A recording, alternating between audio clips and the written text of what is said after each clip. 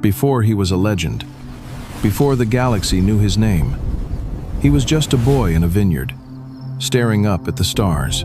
He never sought glory, he never craved power, but across a lifetime of war, diplomacy, heartbreak, and hope, one man stood firm in the belief that reason could triumph over rage, that humanity could rise above its flaws, and that peace was always worth the fight. This is the entire journey of Captain Jean-Luc Picard, from Barre to the bridge of the Enterprise, from Borg assimilation to quiet redemption, from a life of command to a final night beneath the stars. This is not just a Starfleet story. This is a story of legacy, of principle, of a man who became more than a captain. So, lie back, breathe deep, and let this tale carry you through galaxies, decades, and destinies. The entire story of Jean-Luc Picard, to fall asleep to. In the gentle hills of eastern France, nestled in the quiet village of Barre, there lies a vineyard that has stood for generations. Here, long before he ever wore the 4 pips of a Starfleet captain, Jean-Luc Picard spent his childhood beneath the golden sun and among rows of tender grapevines. It was a life far removed from the stars, a place where roots were as deep as the vines, and change came only with the seasons. The Picard family vineyard was no ordinary estate. It was old, steeped in tradition, and the pride of Earth's wine country. Jean-Luc's father, Maurice Picard, was a stern man, stoic, reserved, and deeply committed to maintaining the old ways. He believed in discipline, hard work, and the land. Starships, replicators, and off-world luxuries had no place among the vines.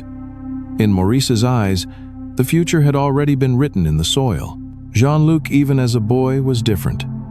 Where others saw endless rows of grapes, he saw stars, twinkling in the night sky above the farmhouse roof.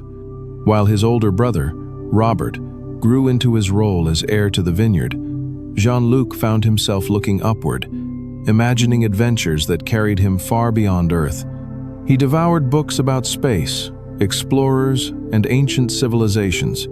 His curiosity outpaced even his father's strict household rules.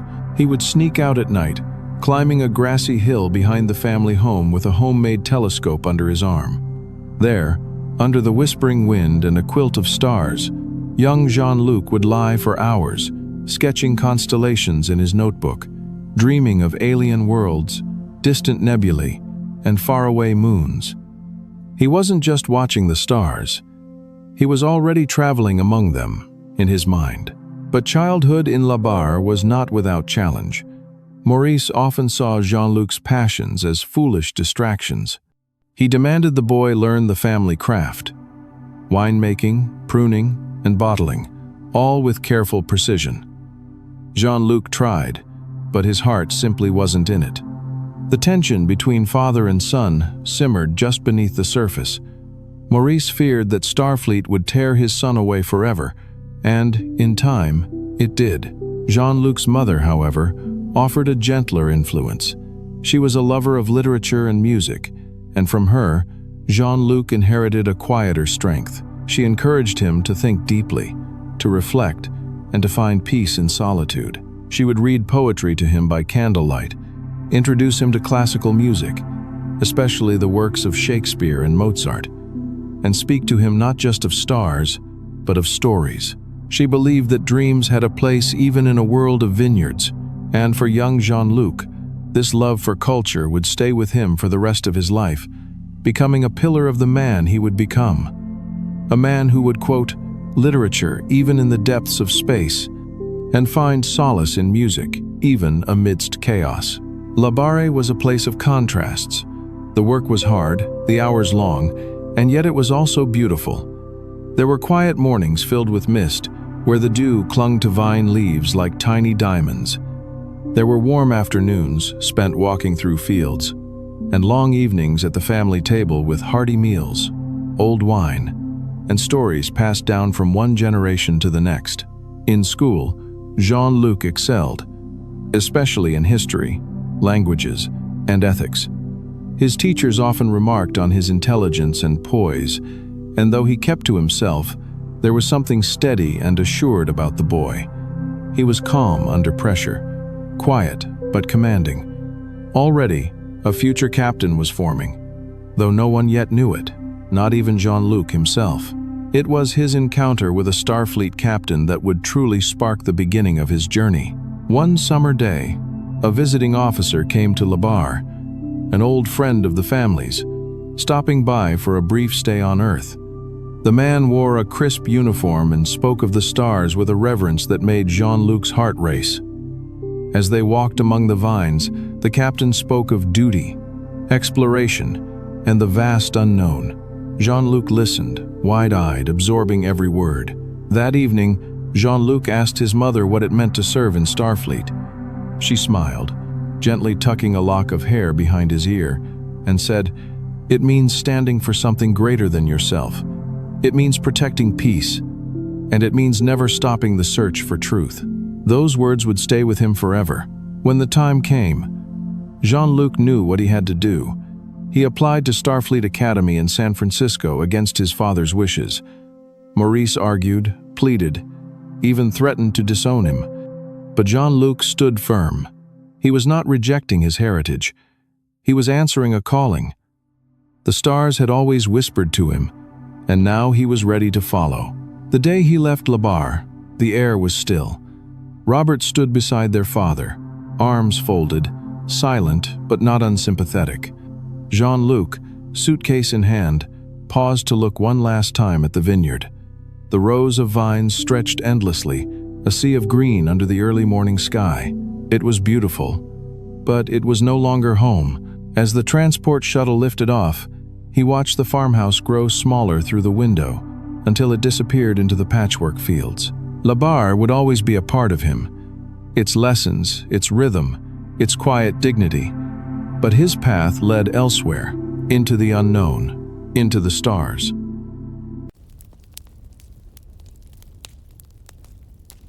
Jean-Luc Picard arrived at Starfleet Academy on a crisp autumn morning, the San Francisco air tinged with the salt of the nearby bay. As the shuttle touched down, he stepped onto the landing pad, not with hesitation, but with purpose.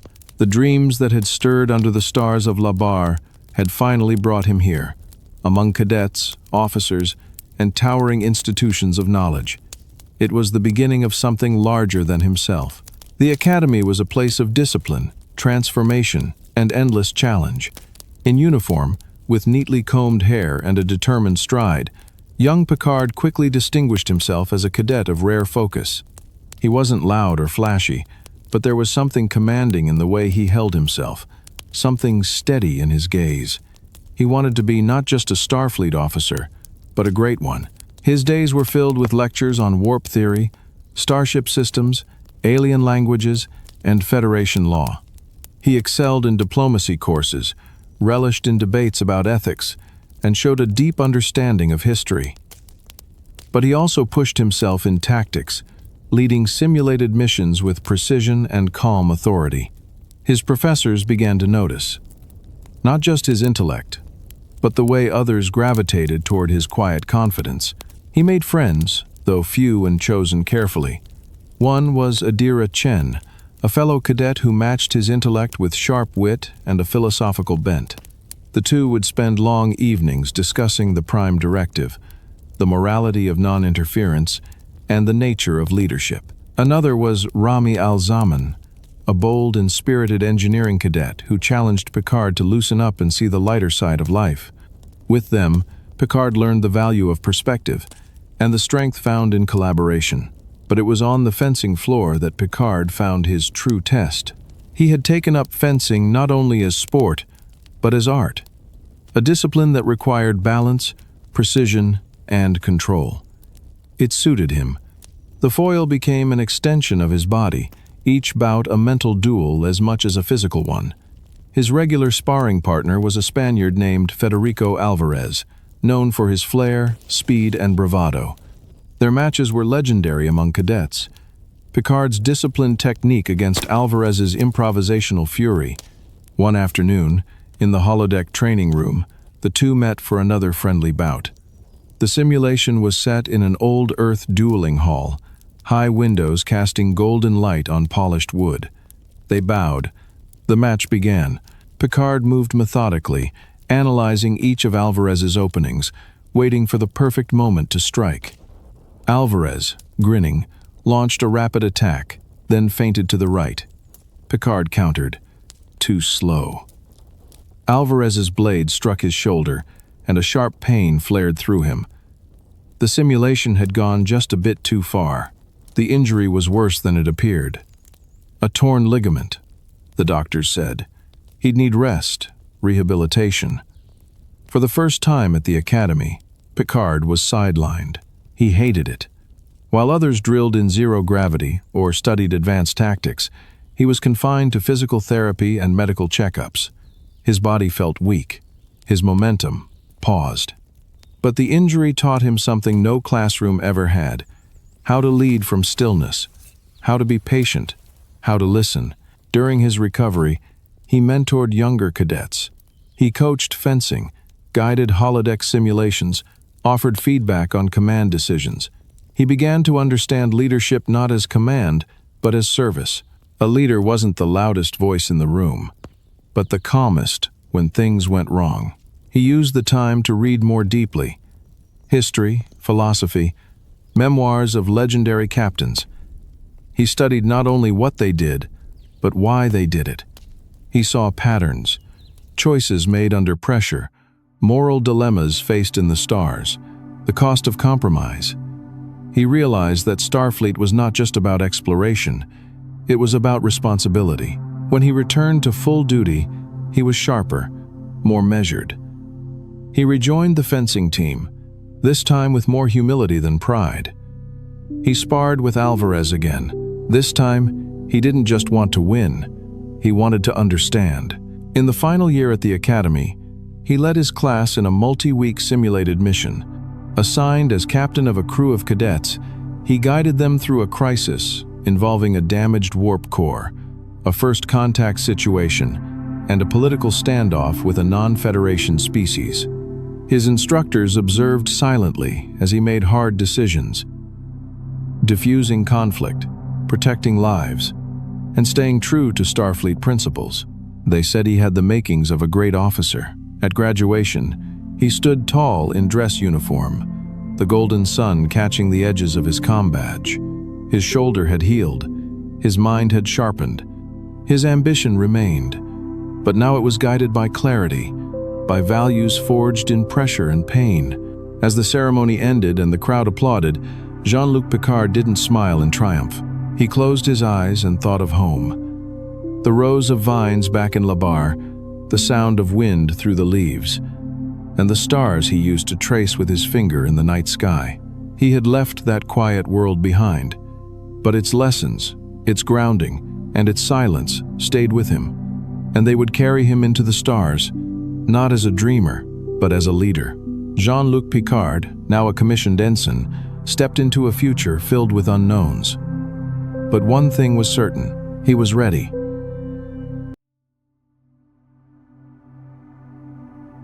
There are moments in a person's life that shape them more deeply than years of education, more profoundly than any accolade. For Jean-Luc Picard, one such moment occurred in a dimly lit bar, far from the rules and expectations of Starfleet Academy, where youth, pride, and a flash of anger changed his life forever. It was supposed to be a night of celebration. A brief leave from the academy had brought Picard and two fellow cadets, Cortanzueller and Martinez, to Starbase Earhart, a stopover station filled with travelers, traders, and off-duty officers. After weeks of intense training, the trio sought laughter, drinks, and the illusion of freedom. They ended up in a popular bar known simply as the Bonestell Recreation Facility. The room was alive with noise and color. Alien languages mingled with human laughter. The scent of off-world spices filled the air. And at a table near the back, Picard and his friends took their seats, confident, restless, and eager to prove themselves. He was young then, ambitious, bright, and proud.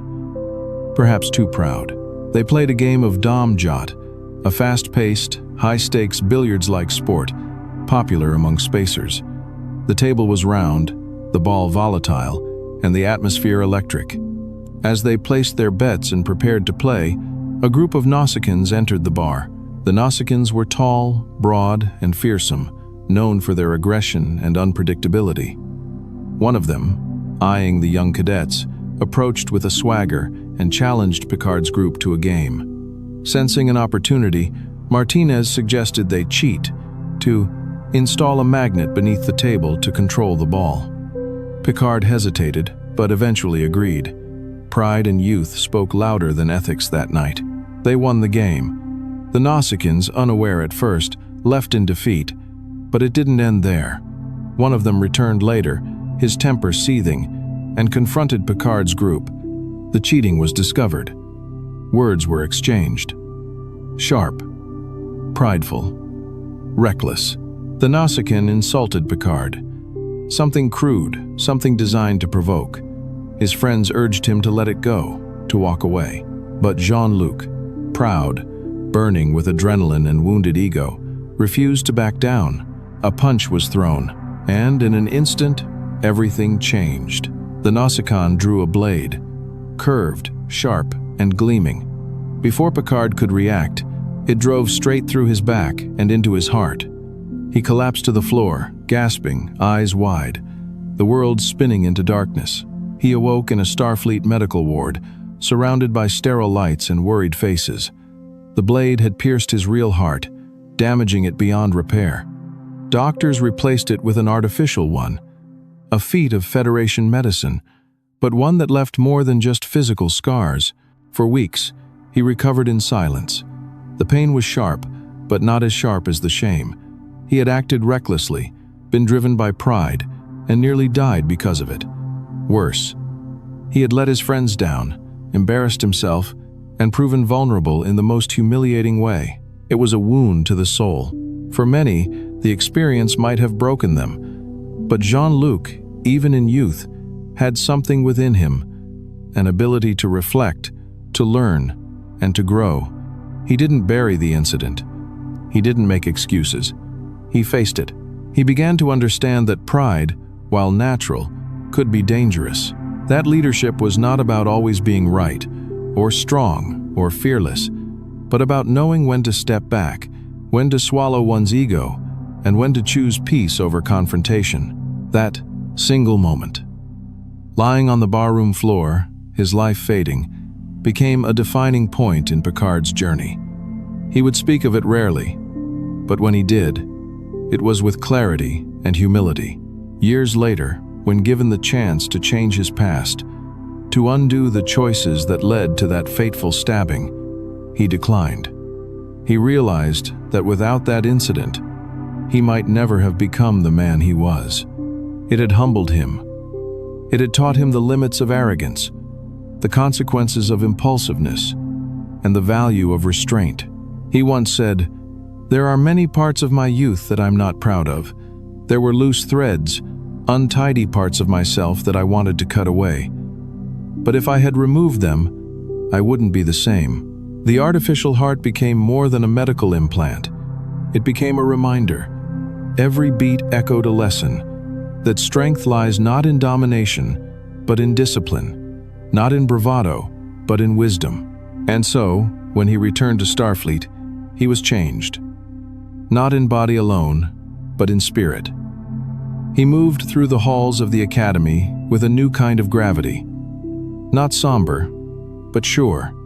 Not flashy, but focused. His instructors noticed. His peers respected him more. Not because he'd been stabbed, but because he'd grown from it. In time, the young man who once nearly died in a bar fight would command the flagship of the Federation. He would stand before admirals, diplomats, and alien leaders as a voice of reason and compassion. But he would never forget the moment he fell.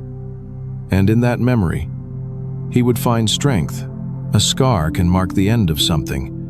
But for Jean-Luc Picard, it marked a beginning, a rebirth, a redirection, a lesson in humility that would guide him for the rest of his life.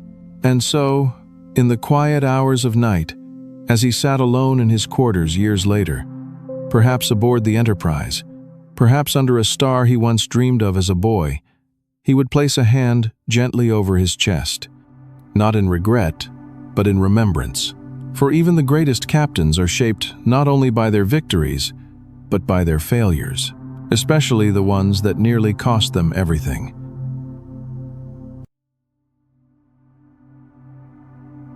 When Jean-Luc Picard graduated from Starfleet Academy, he left behind the quiet green of Earth for the cold black of space and never looked back. The stars no longer twinkled above him as distant dreams. Now, they surrounded him. He was not just an observer. He was a part of the mission. His first assignments were not glamorous. As a junior officer, he served aboard several ships in support roles: navigation, communications, and tactical. These early years were filled with routine patrols, cargo escort missions, and diplomatic runs between Federation outposts. But even in these minor posts, Picard stood out. He was sharp, focused, precise.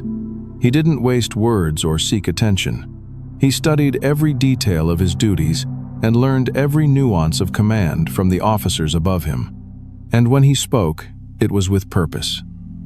It wasn't long before his superiors began to see that behind the quiet confidence was a leader in the making. It was during these formative years that Picard developed the qualities that would later define him. He learned to stay calm under pressure. He listened more than he spoke, and he began to understand that command was not about personal ambition, but about duty to others. He was eventually promoted to lieutenant, and shortly after, transferred to the USS Stargazer, a Constellation-class starship that would become his first true crucible. At first, he served as a department head, overseeing operations and later advancing to second officer. But fate had other plans. During a mission along the outer edge of Federation space, the Stargazer was attacked by an unknown vessel. In the chaos, the captain and first officer were killed. Systems were failing. The ship was crippled, and with no time to wait for orders, it was Lieutenant Jean-Luc Picard who stepped up and took command. He wasn't the highest-ranking officer on board, but he was the one who acted. He coordinated emergency repairs, rerouted power to the engines, and made a bold tactical maneuver to escape destruction. His calm, precise leadership saved the Stargazer and every soul aboard. It was the beginning of a long, storied connection between Picard and that ship. After that mission, Starfleet officially recognized his leadership. He was given a field promotion to captain of the Stargazer, a rare honor for someone so young. At just 28 years old, Jean-Luc Picard found himself in command of a starship.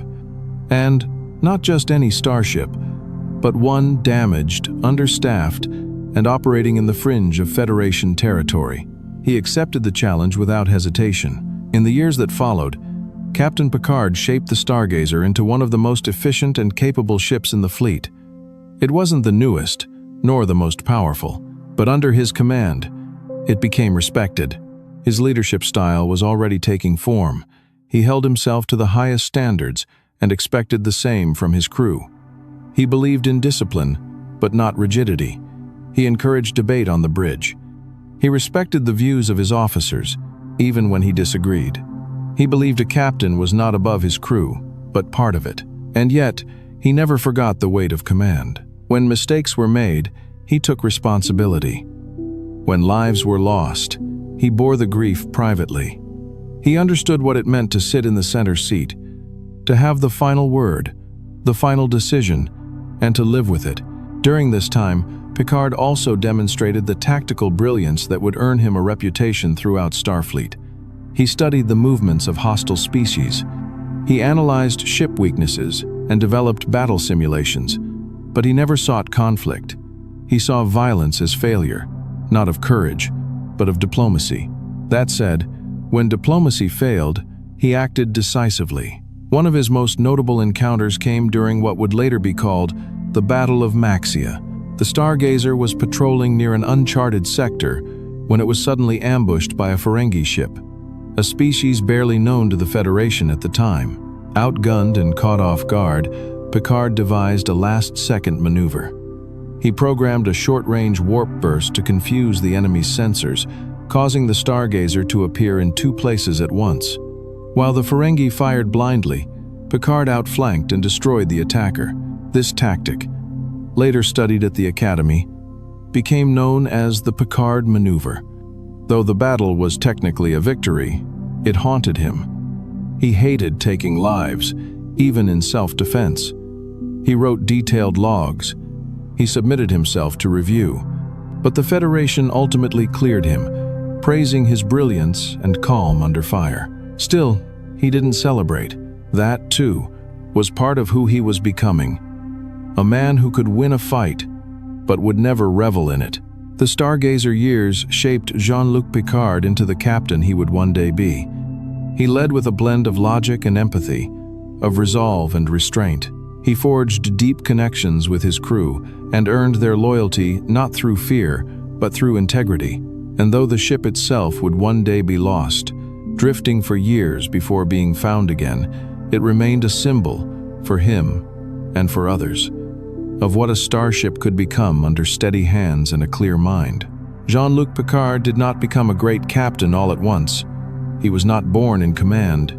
He grew into it, through trial, through failure, through quiet reflection and bold decisions. He didn't seek glory. He sought excellence. And somewhere out there, in the black silence of space, aboard the worn and valiant USS Stargazer, that quiet pursuit began.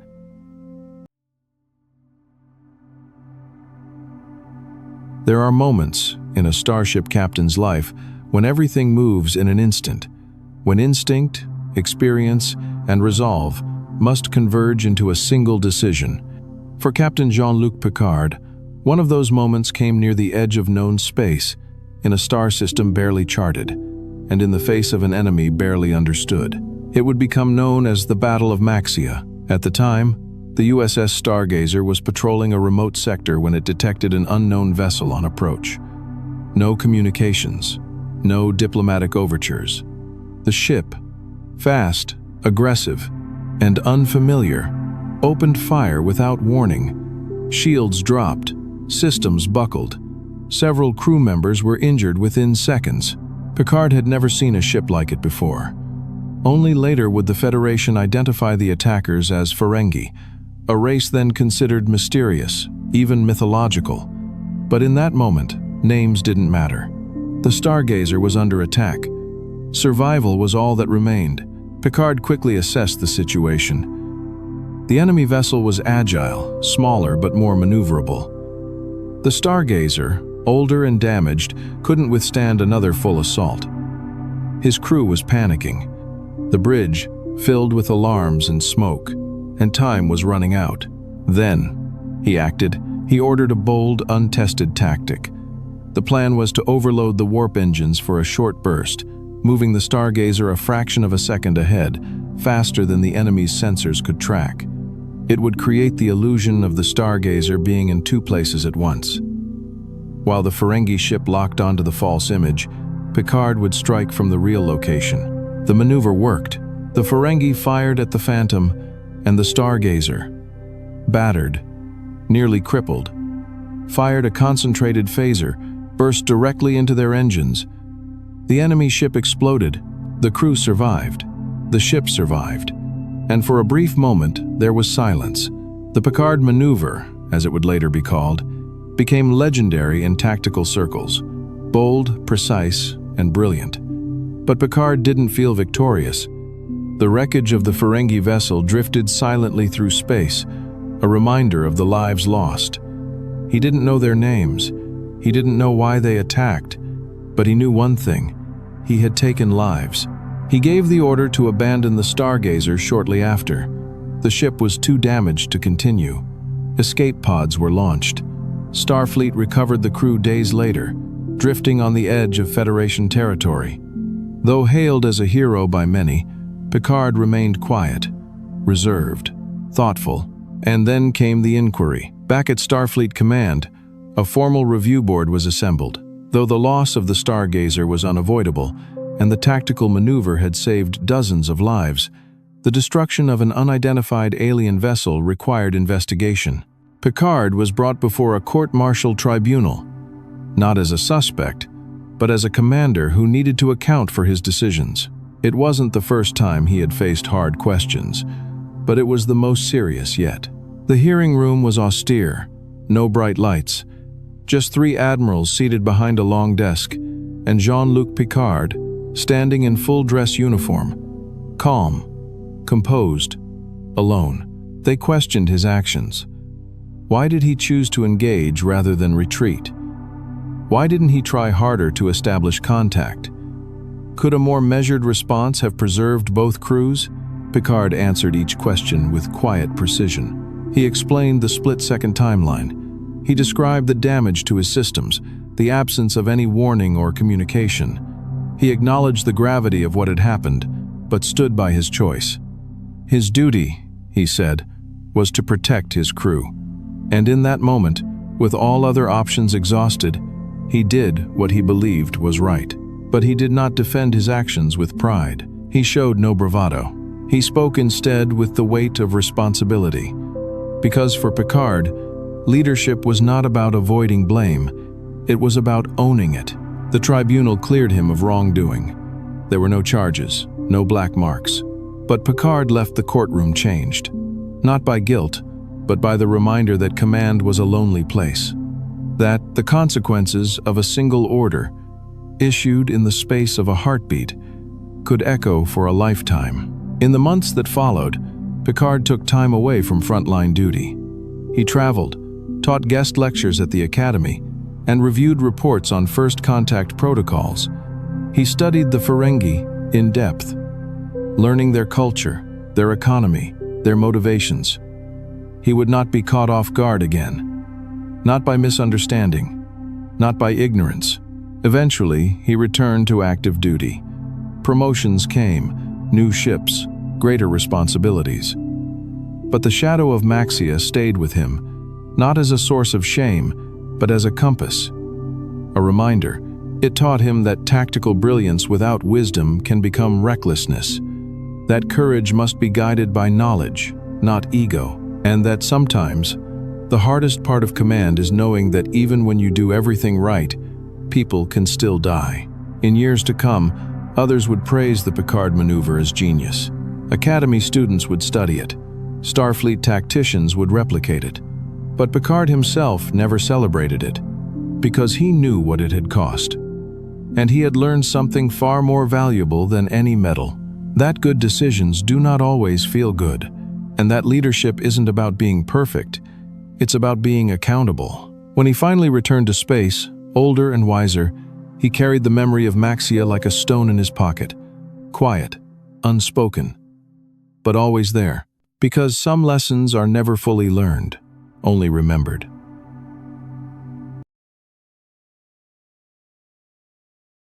In the year 2364, Captain Jean-Luc Picard stood on the threshold of a new era, not just for himself, but for the entire Federation.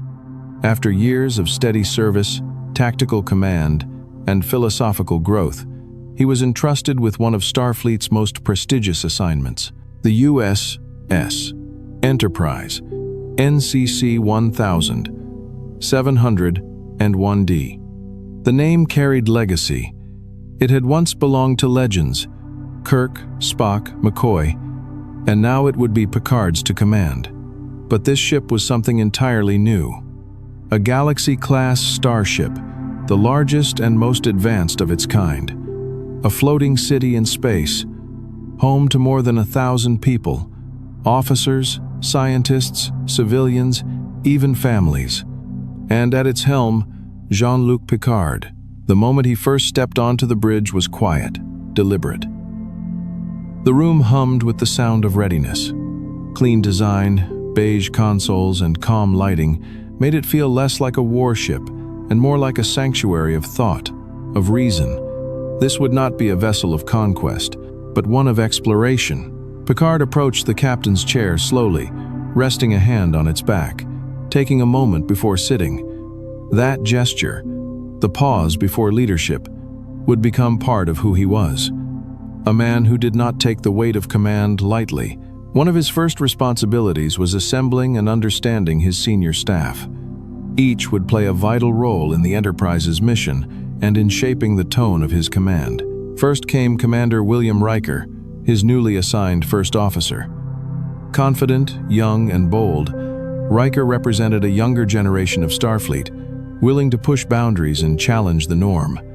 Picard had reservations at first, uncertain of the man's untested instincts. But he knew that strong leaders needed strong minds beside them, not just loyal followers. There was Lieutenant Commander Data, an android, unique in all of Starfleet.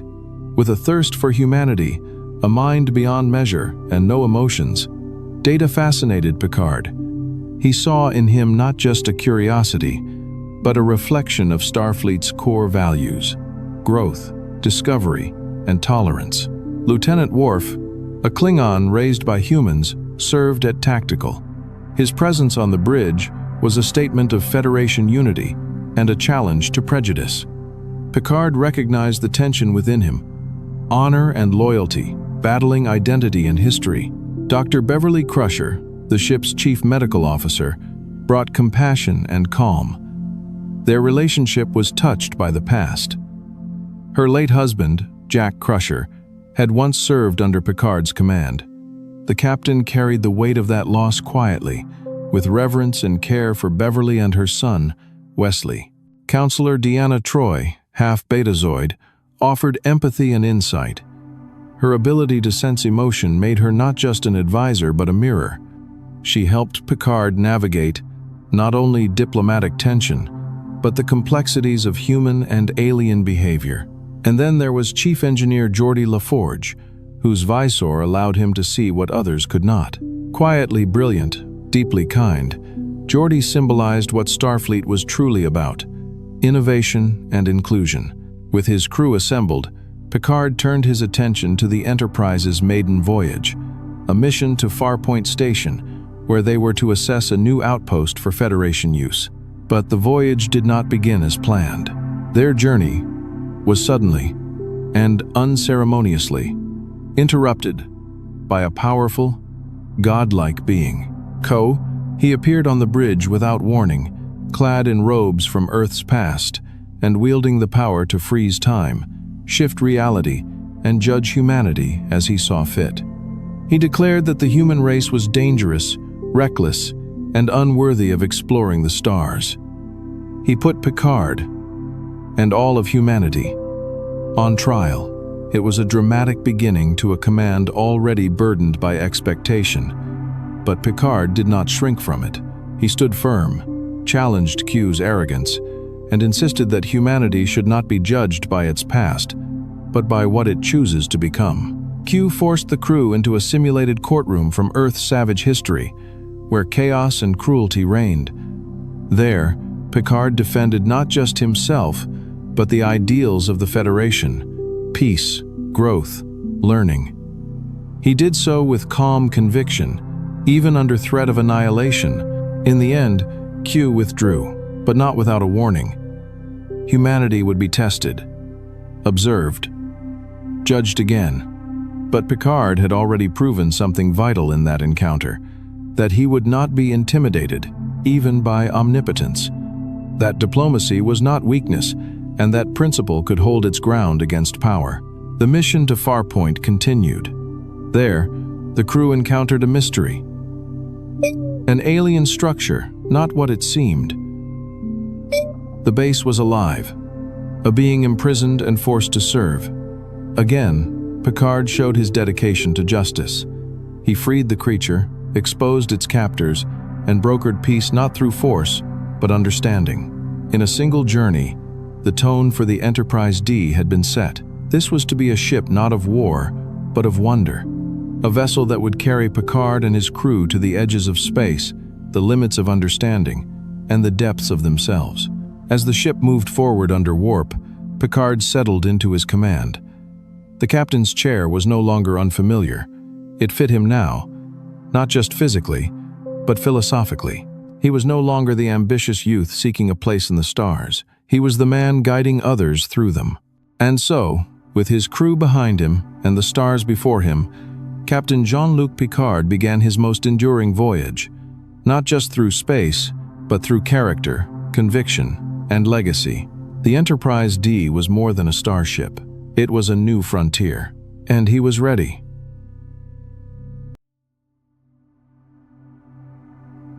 In the earliest days of his command aboard the Enterprise D, Captain Jean-Luc Picard found himself not simply at the helm of the most advanced starship in the fleet, but also at the forefront of a new age for the Federation.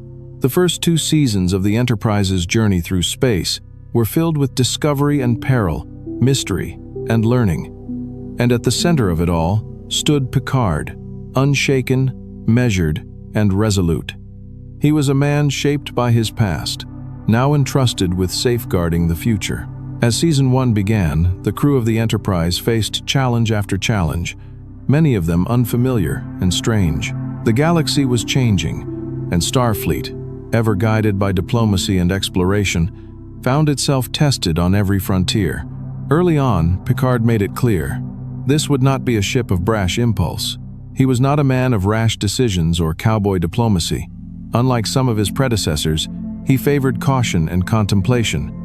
He believed in the Prime Directive, the core law of non-interference, and in the value of dialogue over destruction. In the episode Justice, for instance, when a young Wesley Crusher is sentenced to death for accidentally breaking a law on a seemingly peaceful planet, Picard faces one of his first moral crises as captain.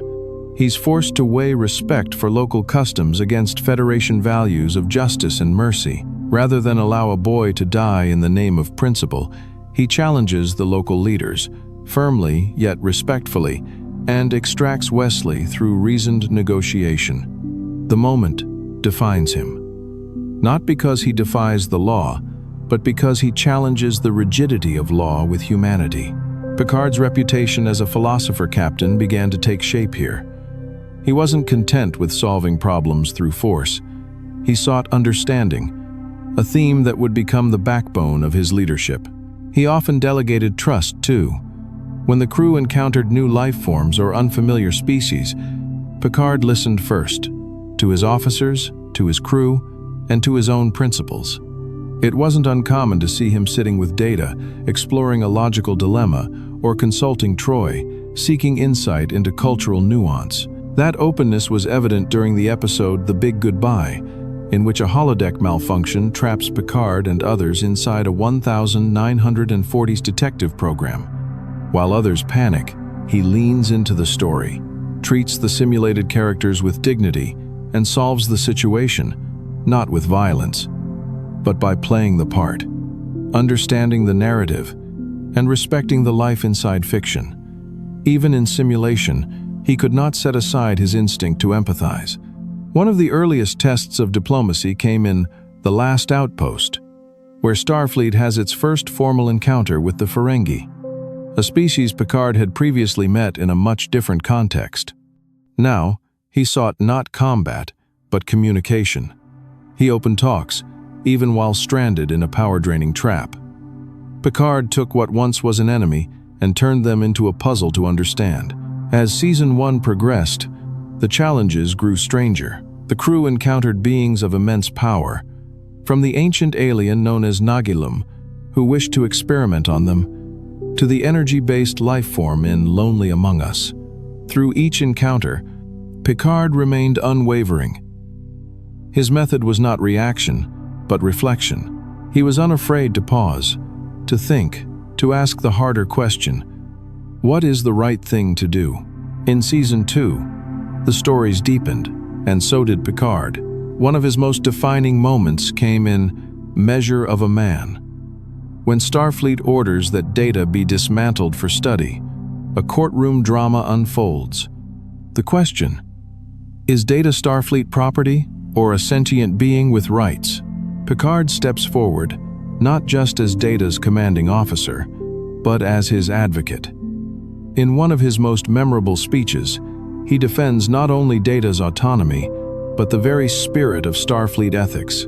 He says, "We have been told that the purpose of this hearing is to determine whether Data has a soul. Well, I don't know if he has a soul. I don't know that I have one, but I am convinced of his sentience. This is the measure of a man." It was more than courtroom rhetoric. It was a thesis on humanity itself, and it solidified Picard as a champion of morality, of reasoned debate, and of compassion for even the most unconventional forms of life. The crew, too, began to evolve with him.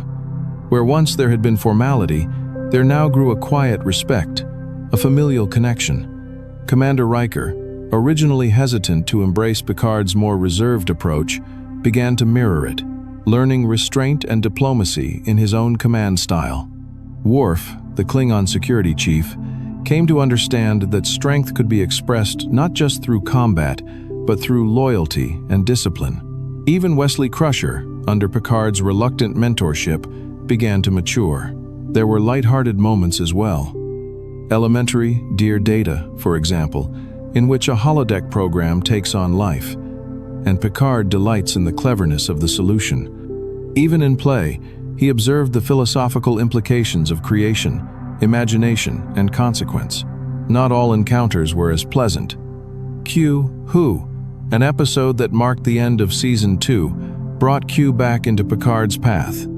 This time, Q threw the crew into the path of an unknown species, one that would become one of the Federation's most terrifying foes, the Borg. Picard, outmatched and unprepared, is forced to retreat. The moment is chilling, not because he fails, but because he realizes the scope of what lies beyond. It humbles him. And in true Picard fashion, he does not deny the lesson. Instead, he reflects. Perhaps Q did the right thing for the wrong reason. He understands that even a defeat can be a lesson. Even a terrifying enemy can reveal the need for unity, vigilance, and evolution. By the end of Season 2, the Enterprise D had become more than a ship. It was a symbol of a new Starfleet, one built on patience, inquiry, and diplomacy. And Jean-Luc Picard, once a solitary stern commander, was now regarded across the fleet as something more, a man of principle, a captain of conviction, a leader who guided by reason, not fear. His reputation grew, not because of grand battles, but because of the way he approached each mission, with clarity of thought and the belief that every encounter, every challenge, was an opportunity to learn. For Picard, space was not simply a void to cross. It was a mirror, one that reflected our fears, our hopes, our ideals. And he, more than anyone, was prepared to look into that mirror, not to conquer, but to understand.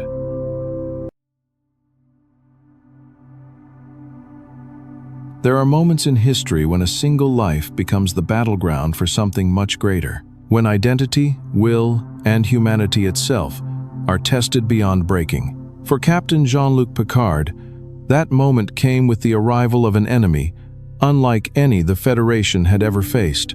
The enemy was the Borg, cold, mechanical, relentless, a collective mind driven by a single purpose: to assimilate all life into its own hive of perfection. They came not to negotiate, not to conquer in the way empires do, but to consume, to erase individuality, to strip cultures bare, and to add the strength of others to their own. And when they set their sights on the Federation, it was Jean-Luc Picard they came for first. The encounter began like any other mission. A quiet alert, a distant starbase reporting a vessel, unknown, powerful, and silent. The Enterprise D was dispatched to investigate. They had faced the Borg once before, a year earlier, when the entity known as Q had flung them into the path of a single cube, an encounter that had ended in retreat, fear, and warning. But this time, it was real. The Borg weren't testing, they were coming. The cube appeared, massive and geometric, a floating fortress. It dwarfed everything. No bridges, no windows, no signs of life, just green light and an eerie hum. They issued no greeting, only a statement. "We have analyzed your defenses. Resistance is futile. You will be assimilated." Picard gave the order to evade, to fight, to survive. The Enterprise danced, fired, maneuvered. But the Borg adapted. No torpedo could break them twice. No phaser would stop their march for long. And then, without warning, They transported Picard off the ship, just like that. He was gone. What happened next would scar him forever. He awoke in the cold heart of the Borg vessel, surrounded by silence, by machines, by implants and shadows. His uniform was stripped from him, his body pierced and altered. Metal replaced flesh, circuitry replaced freedom, and his voice, his very voice, was stolen. They took his mind, his memories, his thoughts. They downloaded his knowledge of Starfleet, of Earth, of humanity itself, and in the process, they made him into something else. They made him Locutus of Borg. I am Locutus of Borg. Resistance is futile. Your life, as it has been, is over. Those words, spoken in his voice, but not by his will, echoed across the fleet. Back on the Enterprise, Commander Riker was forced to take command. For the first time, he had to lead without his captain, without the steady voice that had anchored them all. But there was no time to grieve. The Borg were headed to Earth, and now they had Picard. In their final desperate stand, Starfleet assembled a defensive fleet at Wolf 359. Dozens of ships, the best the Federation had. It wasn't enough. The Borg tore through the fleet like it was paper. 39 ships destroyed, over 11,000 lives lost. The cost was unthinkable, and all the while, at the front of the Borg cube, stood Picard, his face expressionless, his mind imprisoned, his voice twisted. He was a weapon now, and yet, something remained inside. Riker, now in full command of the Enterprise, made a choice. He would not destroy Picard. He would try to rescue him. They formulated a plan. A risky operation to beam an away team directly onto the Borg ship, Worf, Data, and most critically, hope. They found Picard, barely human, filled with cybernetic implants, voice altered, mind silent, but he still lived. They brought him home. It was Data, the emotionless android, who reached through the noise of the collective.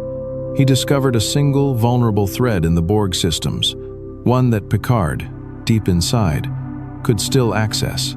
Together, they triggered a cascade failure in the cube's systems, and just like that, the invincible enemy fell. The cube self-destructed. The battle was over. Picard was saved, but he was not whole. Back aboard the Enterprise, the recovery began. Not of the ship, not of the crew, but of the man. Physically, the Borg implants were removed. His body healed. The uniform returned. But inside, something had changed. Picard had been violated. Not just harmed, but used. His knowledge had been a weapon. His voice had been a tool. His will, erased. He remembered everything. He remembered their thoughts, their collective, the feeling of being everywhere and nowhere. He remembered giving orders to kill, not because he chose to, but because he couldn't choose otherwise. And for a man who had built his life around clarity, reason, and choice, that was the greatest wound of all. In the days that followed, he withdrew. Quiet. Reflective. A shadow of the captain who had once stood so tall. He looked out at the stars with a different expression now. Not awe, but awareness. He had seen the abyss. He had been the abyss. And yet, he came back. What the Borg could not understand, what they could never assimilate, was the core of Jean-Luc Picard, his humanity. It wasn't strength and muscle. It wasn't intellect or knowledge. It was something deeper. It was the ability to feel regret, to process pain, and most of all, to heal. In time, he would rise again. He would sit in the captain's chair. He would give orders. He would lead boldly. But the trauma would stay with him, not as weakness, but as wisdom. He would never forget Wolf 359. He would never forget the faces of those lost, and he would never forget what it felt like to lose himself. Years later, when the Borg returned, when they once again threatened the peace of the galaxy, Picard would face them not as a victim, but as a man who had survived them. In First Contact, he would say, "They took everything I was, everything I am. And still, he would fight, because some wounds never close completely, and yet, we live. The encounter with the Borg, his transformation into Locutus, was not just a story of survival, it was a story of identity, of what it means to be yourself, even when everything else is stripped away. Jean-Luc Picard learned that being human is not about perfection. It's about the struggle to remain whole, even when the universe tries to pull you apart. And in that struggle, he found not only pain, but purpose.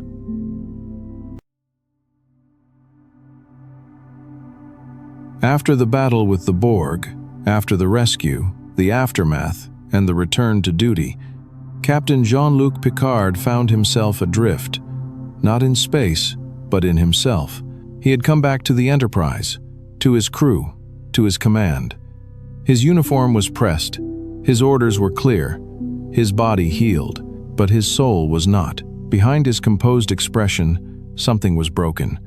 He could still hear the voices of the collective, could still feel the cold certainty of assimilation. He had looked into the machine and seen his humanity swallowed, and though he had been pulled back, a part of him had not returned.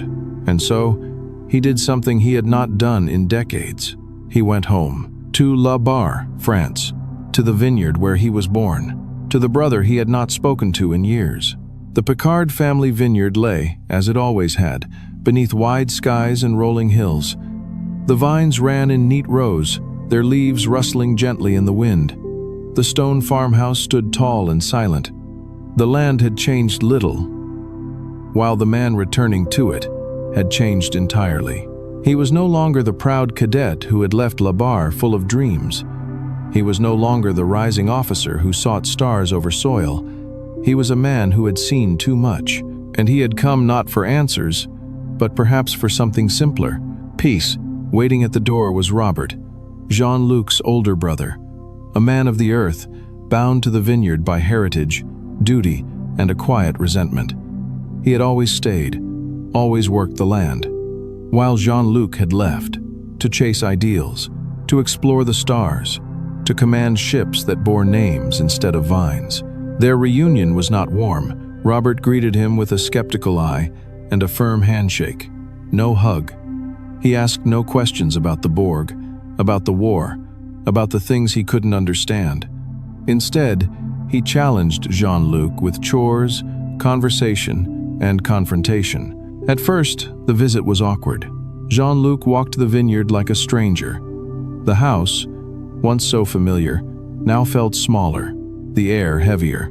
He tried to help where he could, repairing irrigation lines, lifting crates, but his thoughts remained distant. He couldn't explain what he felt, couldn't bring himself to say the words, "I'm not the same," but his brother saw it anyway. Robert provoked him, testing his patience, pressing his pride, trying to draw out the fire that once defined him. They argued about Starfleet, about duty, about legacy. Robert accused him of arrogance, of fleeing Earth to avoid responsibility. Jean-Luc pushed back, insisting he had done more good in the stars than he ever could on this land. And then, one afternoon, it all came out. In a quiet moment beneath a tree, after wine and silence, Jean-Luc finally broke. The tears came suddenly. He confessed what he had never said aloud. "They took everything I was, Robert. Everything I am. I wasn't strong enough. I wasn't in control. I wasn't me," he cried. Not with shame, but with grief. For the lives lost at Wolf 359, for the man he had been before the Borg, for the part of himself that still felt mechanical, hollow, and afraid. Robert said nothing at first.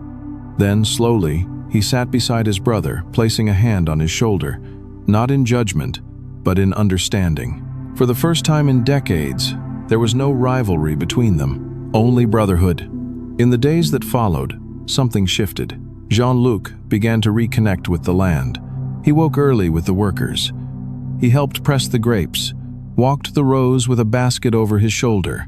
He began to remember the rhythm of the place, the slow patience of the soil, the quiet dignity of the vines.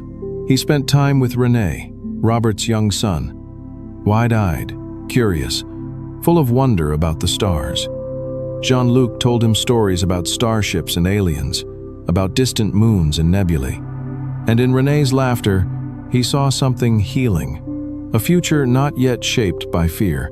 At night, the family sat around the old table, eating by candlelight, sharing stories.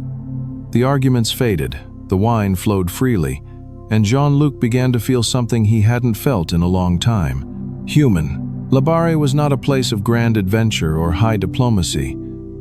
It was not a battlefield or a briefing room. It was a place of slowness, of quiet truths. And in that stillness, Jean-Luc found a kind of therapy that no Starfleet counselor could offer. He realized that he did not need to be the man he was before the Borg. He could be something else. Something stronger, not in spite of the pain, but because of it. On his final day, as he packed his things, Robert stood in the doorway. He said only this: "This is your home too. You don't have to prove anything to me, Jean-Luc. Not anymore." Jean-Luc nodded. The words were few, but they mattered. The two brothers, so different, had finally understood each other.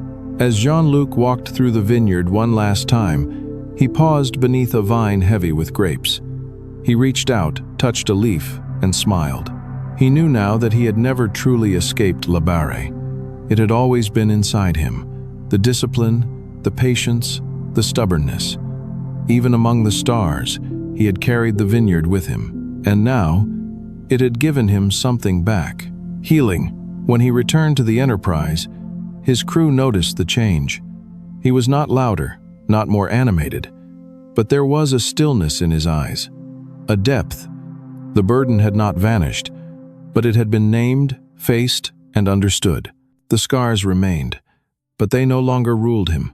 He had gone home to remember who he was, and in doing so, he found who he could become.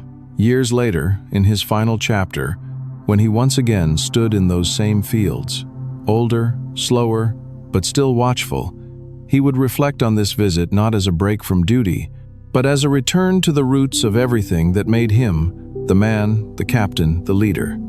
Jean-Luc Picard.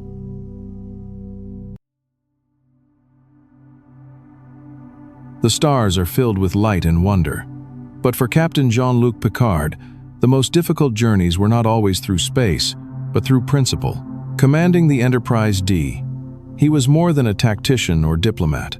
He was often a moral compass, navigating dilemmas where right and wrong were never simple, and every decision carried the weight of countless lives and cultures. The Prime Directive, Starfleet's most sacred rule, was his guiding star. Officially known as General Order 1, it prohibited Starfleet officers from interfering in the natural development of alien civilizations, especially pre-warp societies. But in practice, it was not a shield from responsibility. It was a lens, through which every choice had to be examined with care, restraint, and humanity. Time and again, Picard was placed in impossible positions, forced to decide between following the law and doing what felt right. In the episode Symbiosis, the Enterprise crew encounters two neighboring planets locked in a parasitic relationship. One provides a drug to the other, a drug thought to be vital medicine, but later revealed to be an addictive substance. One planet exploits the addiction of the other, maintaining power through chemical dependency. Picard's instincts cry out for action. Surely Starfleet cannot stand by and let a people suffer, manipulated by those who hold the cure. But then he remembers the Prime Directive. If he intervenes, even to free a civilization from addiction, he risks altering the natural path of their development. He might become a liberator in one story and a tyrant in another. In the end, he does not provide the solution. Instead, he subtly removes the external influence. Refusing to fix a power conduit, the dominant race needs to maintain their supply lines. It's a small move, quiet, but it allows the oppressed world a chance to break the cycle themselves. It's a Picard solution, measured, lawful, and deeply humane. Perhaps no episode better captures the moral core of Picard than The Measure of a Man. In this story, Commander Data, the android operations officer, is to be transferred and dismantled by a scientist who believes he can replicate his design. Data refuses, but the order comes down anyway. Picard steps forward, not just as a commanding officer, but as a defender of personhood. He insists that Data is not property, but a sentient being, deserving of autonomy and rights. The trial that follows is not just about circuits and programming. It becomes a referendum on what it means to be alive. In the courtroom, Picard delivers one of his most profound statements. "Your Honor, Starfleet was founded to seek out new life." Well, there it sits. He points to Data. And in that moment, he points to the heart of Starfleet's mission, not to dominate or define, but to understand. Data wins his right to choose. And Picard, once again, chooses humanity over convenience. But not every challenge comes from outside. In the tense and powerful episode, The Drumhead, Picard faces danger from within. When an explosion rocks the Enterprise, a retired Starfleet admiral, Nora Sati, comes aboard to investigate. At first, she seeks truth. But soon, her pursuit becomes something darker. She begins questioning loyalty, prying into personal histories, and casting suspicion where none belongs. Her investigation spirals into paranoia. Picard, respectful at first, begins to see what's happening. Sati is using fear, not facts, to erode civil liberties. She starts a witch hunt, and the courtroom becomes a theater of intimidation. The turning point comes when she questions Picard himself, accusing him of weakness, of failing to protect the Federation. Calmly, but with unshakable clarity, Picard responds, with the first link, the chain is forged, the first speech censured, the first thought forbidden, the first freedom denied. Chains us all, irrevocably. It is a line of quiet resistance, a reminder that freedom and justice are never guaranteed. They must be defended, even from those who wear the same uniform. In the end, Sati's crusade collapses under its own weight. But not before Picard reminds everyone. Truth does not come from volume or fear. It comes from principle. Over and over, Picard faces ethical dilemmas. In Who Watches the Watchers, he must decide whether to reveal Starfleet's presence to a primitive society, risking cultural contamination, or let them believe he is a god. He chooses truth, even when it's uncomfortable, because honesty respects dignity. In Half a Life, he allows a scientist from a civilization where elderly citizens are required to commit ritual suicide to follow his custom, even as it breaks the heart of one of Picard's own crew. He doesn't interfere, because respecting another culture means accepting their values, not just the ones we agree with. In Borg, the Enterprise rescues a single Borg drone, Hugh. Initially, Picard plans to use Hugh as a weapon, send him back with a virus that could destroy the Borg collective. But then, he speaks to Hugh. He sees not a machine, not an enemy, but a being with thoughts, feelings, identity. He cannot go through with the plan, because to destroy a life, any life, without offering a choice, is a betrayal of everything the Federation stands for. For Picard, the command chair was never a place of power. It was a place of responsibility, a burden. He was not a perfect man. He made mistakes. He wrestled with guilt. He questioned himself deeply. But through it all, he remained guided by a single truth. Doing what is right is rarely easy, but it is always necessary. And rightness, for him, was not about winning. It was about protecting the values of exploration, peace, and respect for life in all its forms. By the end of the Enterprise D's missions, Jean-Luc Picard had become more than a captain. He had become a symbol of restraint in the face of temptation, of principle in the face of power, and of clarity in the fog of fear. He showed that the greatest strength in the galaxy was not in phasers or warp drives, but in the ability to say, "No, this is wrong."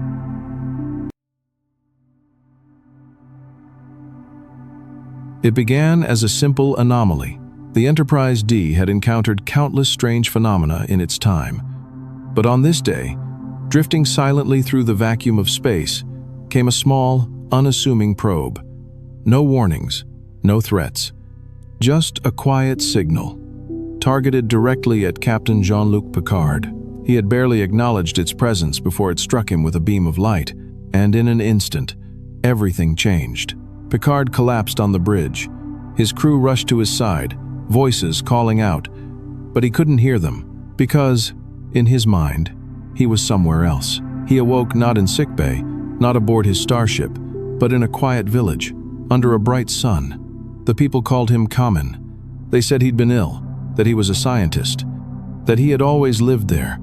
His memories of the Enterprise, they insisted it was a dream, a fantasy, and so begins one of the most profound and unforgettable chapters of Picard's life. The inner light. At first, Picard resisted. He clung to his identity. He told the villagers he was a Starfleet captain. He searched for clues, for technology, for proof that this world, this life, was not real. But time passed, and the people did not change. He met a woman named Elaine, who said she was his wife. She was kind, patient, and though he was a stranger to her at first, she stayed by his side. Slowly, he began to soften, to listen, to live. The days turned to weeks. The seasons shifted. The village of Resic began to feel familiar. He planted a garden, raised children, played music on a small flute. He argued for better water systems, studied weather patterns, watched his daughter grow into a scientist, and held his grandson in his arms. A lifetime unfolded, and Jean-Luc Picard lived every second of it. Back aboard the Enterprise, only minutes had passed. His body lay motionless, but his mind, his heart, his soul were elsewhere. For 25 minutes in real time, he experienced over 4 decades of a life that was never truly his. As Kamen, Picard watched his children marry. He buried his beloved wife. He aged slowly, gently, surrounded by family and friends. He never stopped wondering about the truth, about who he really was. But eventually, he came to accept the life he had lived. He came to love it.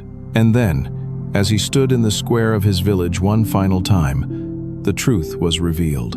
The people he had loved, his family, his neighbors, stood before him one last time, as memories, as echoes. They explained that the probe had been launched by a dying planet long ago. The civilization of Catan had perished when their sun went nova. But before they vanished, they created a way to preserve what they were, not in artifacts or monuments, but in memory. The probe was not a weapon, it was a story, and they chose Picard to carry it, to remember them, to keep them alive. And just like that, he awoke, back on the bridge, surrounded by his crew.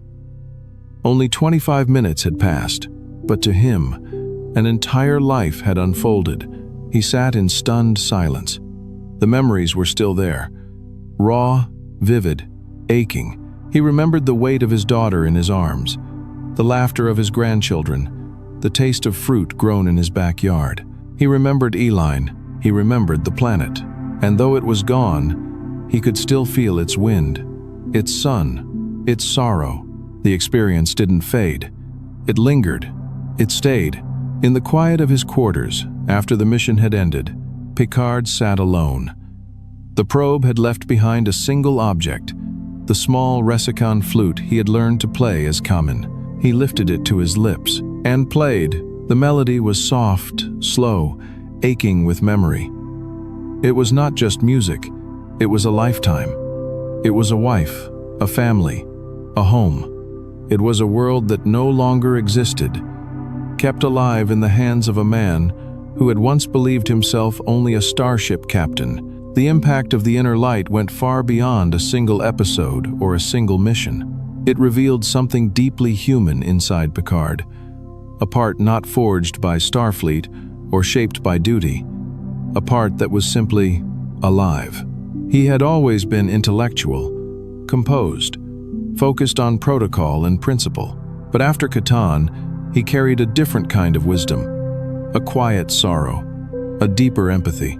He had lived the full arc of a life, experienced love, loss, legacy, and, most of all, connection. In later years, those memories would remain with him, not as a hallucination, but as something real, something lived. He had not been told about Catan in a textbook. He had been Catan, and that made him their last living witness, their final voice, their final song. When others asked about the probe, about the mission, about what it had done, Picard said very little. Because how do you explain a second lifetime lived in the span of a single breath? How do you describe the ache of losing a family you never truly had? Or the beauty of remembering a people who entrusted you with everything they were? In that one episode, The Inner Light, Picard's entire worldview expanded.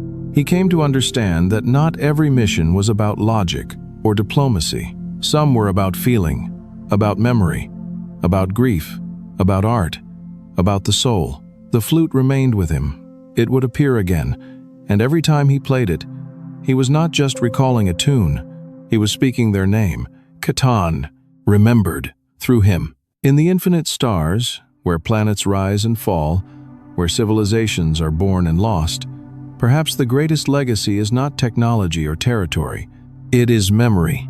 And in Jean-Luc Picard, the people of Catan found something they could never program or preserve. A heart, a witness, a soul.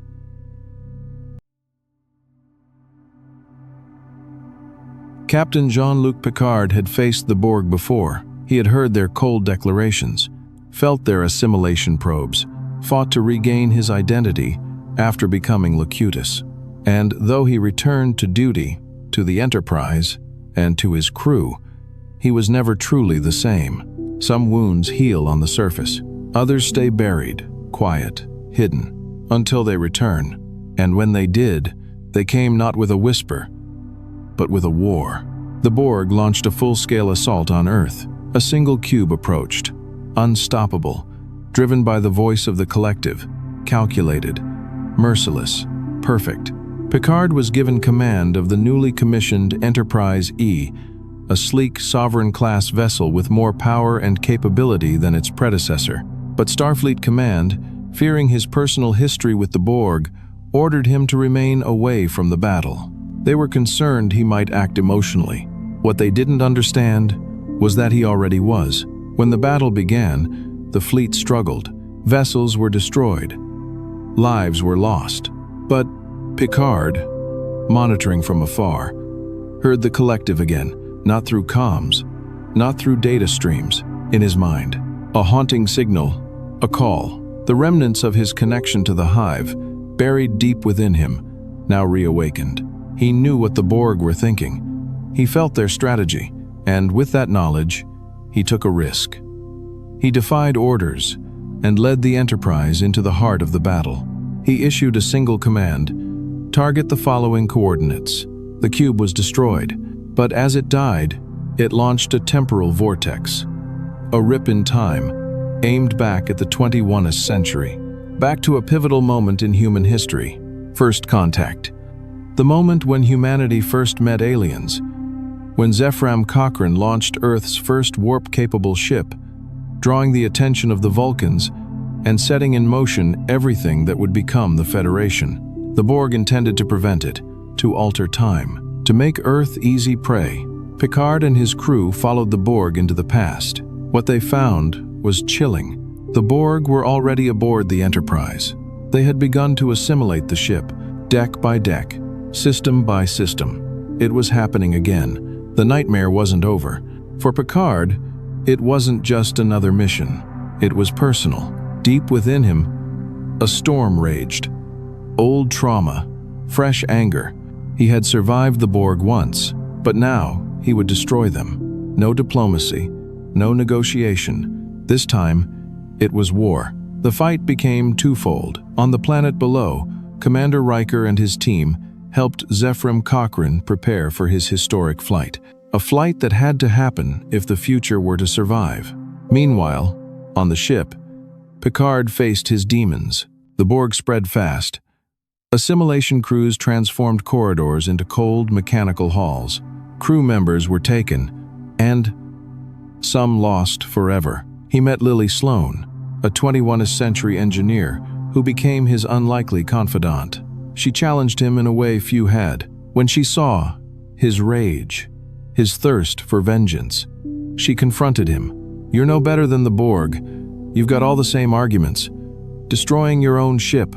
And Picard, furious, gripping a phaser rifle, shouted back, "The line must be drawn here. This far, no further." It was a crack in the armor. The stoic captain had snapped. He had lost perspective, lost the very thing that made him who he was. Until Lily reminded him, "They took everything from you." And he understood. He wasn't fighting for the future. He was fighting to settle a score. But perhaps the deepest test came when he encountered her. The Borg Queen, sinister, seductive, singular. Unlike the faceless drones, she was the voice behind the hive, the mind behind the will. She spoke to him with terrifying familiarity. She remembered Locutus. She remembered him. And worse, she wanted him back. "I am the beginning, the end, the one who is many." She tempted him not with pain, but with connection, promising clarity, purpose, an end to loneliness. She offered him perfection, but Picard was no longer the man she once controlled. He resisted. Yet, she had another tool. She had captured data, and she offered him something impossible: human skin, the ability to feel, to touch, to be real. For a moment, it seemed she had turned data to her cause, but it was a trap. Data betrayed her in the final moment, disabling the ship's defenses and helping Picard destroy the central node. The Queen died, the collective fell, and the Enterprise, though scarred, survived. Cochrane's flight launched successfully. The Vulcans arrived. First contact was made. The timeline restored. The future had been saved. But Picard? He was not unscathed. As the Enterprise returned to its rightful time, Picard stood alone in his ready room, staring into space. He had seen his enemy. He had nearly become it, again. And in his fury, he had nearly lost himself. What haunted him most was not just the Borg. It was how easy it had been to give in to hatred, how sweet the fire of vengeance had felt, and how close he had come to abandoning everything he stood for: diplomacy, reason, restraint. He had been willing to sacrifice his ship, his crew, even the timeline, all for revenge. It frightened him. He would never speak of it often, but in his quiet moments, he would remember the faces of the assimilated crew. He would remember Lily's voice. He would remember the Queen's touch. He would remember that part of him still heard the Borg, still remembered the silence of the hive, still feared it. First contact had saved the galaxy. But for Jean-Luc Picard, it left behind something else: regret. Not because he failed, but because he succeeded despite himself. He had stood on the edge and only just stepped back. In the years to come, when the Borg returned, when they emerged in new forms, with new threats, Picard would always carry that memory, not as shame, but as a warning that the real danger wasn't just out there in the stars, it was within.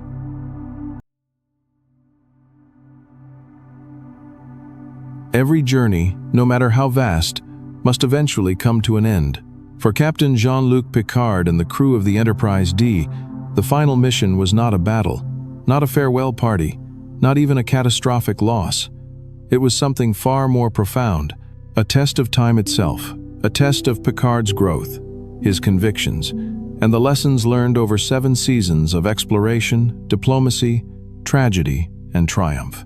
It came in the form of a return visitor, one Picard had known since the first day he took command of the Enterprise D.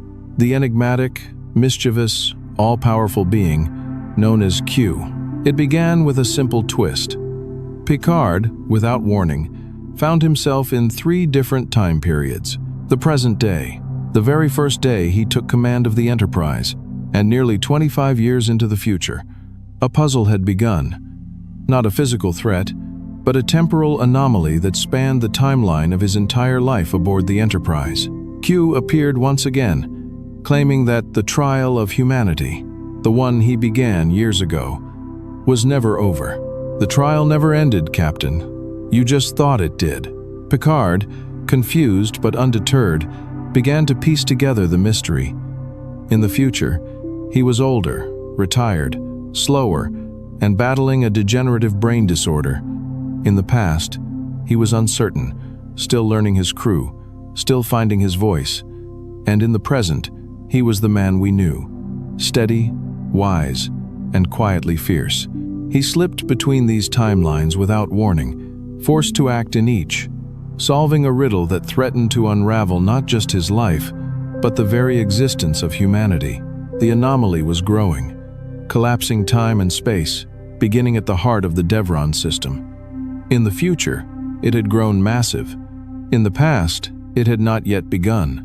But it was caused by Picard himself, in all three timelines, unknowingly repeating the same action across time. A closed loop, a paradox, a trap. And Q? He watched it all unfold with theatrical flair. But behind the sarcasm, there was something else in Q's gaze. Something unusual. Respect, perhaps even hope. Picard had faced Q many times before. The initial confrontation at Farpoint, the trials of humanity's worth, the cosmic challenges that pushed the crew to its limits. But this time, it was different. This was not Q playing games for his own amusement. This was a lesson, a chance for Picard to see the full measure of his growth, not only as a captain, but as a human being. And it was a challenge only he could solve. Working with his crew across three timelines, past, present, and future, Picard slowly began to understand the nature of the anomaly. It was created by his actions, by his order to scan a particular region of space with a tachyon pulse, trying to detect subspace distortions. The very act of scanning caused the anomaly in all three timelines simultaneously. To fix it, he would have to reverse what he'd done. At the right time, in the right way, across three different versions of himself, on three different enterprises. It was a staggering task, but Picard did not flinch. With the help of Data, Riker, Worf, Crusher, LaForge, and Troy, past, present, and future, he coordinated a solution that would destroy the anomaly before it ever came to be. And in doing so, he saved humanity's existence from being wiped out before it ever began. When the anomaly collapsed, time began to right itself. The future faded. The past resumed its place. And Picard found himself back in the present, where the mission had all begun. And there stood Q, watching, arms folded, bemused and impressed. "You did it, Jean-Luc. You passed the test." But then, Picard asked what may be the most important question he ever posed to Q. Why? Why this test? Why now? And Q's answer was quiet, not playful, not mocking.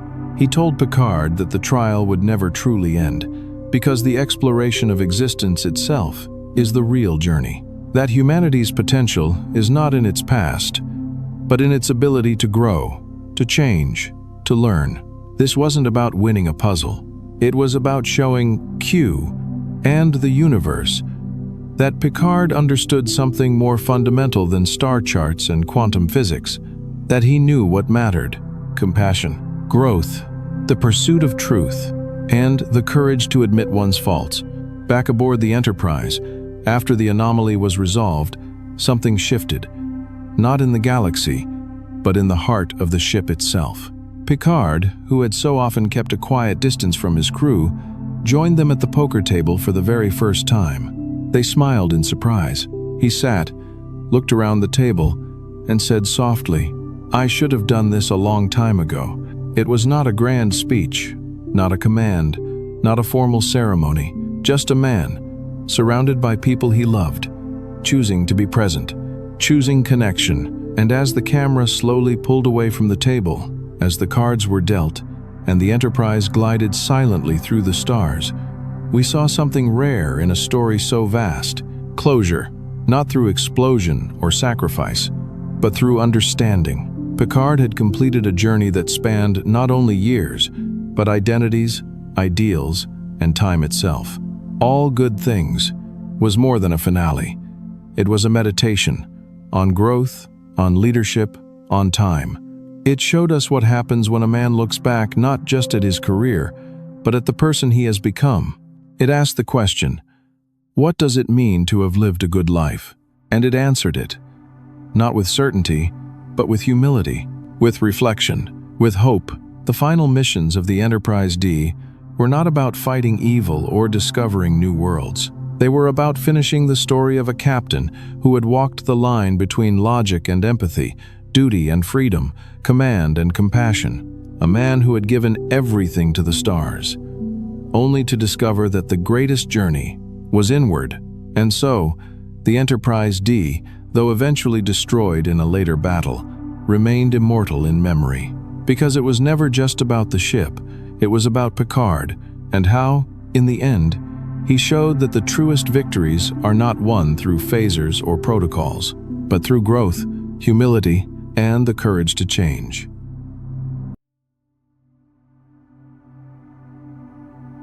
There is a certain silence in space, not the absence of sound, but the quiet of reflection, the hush that follows loss, the pause between eras.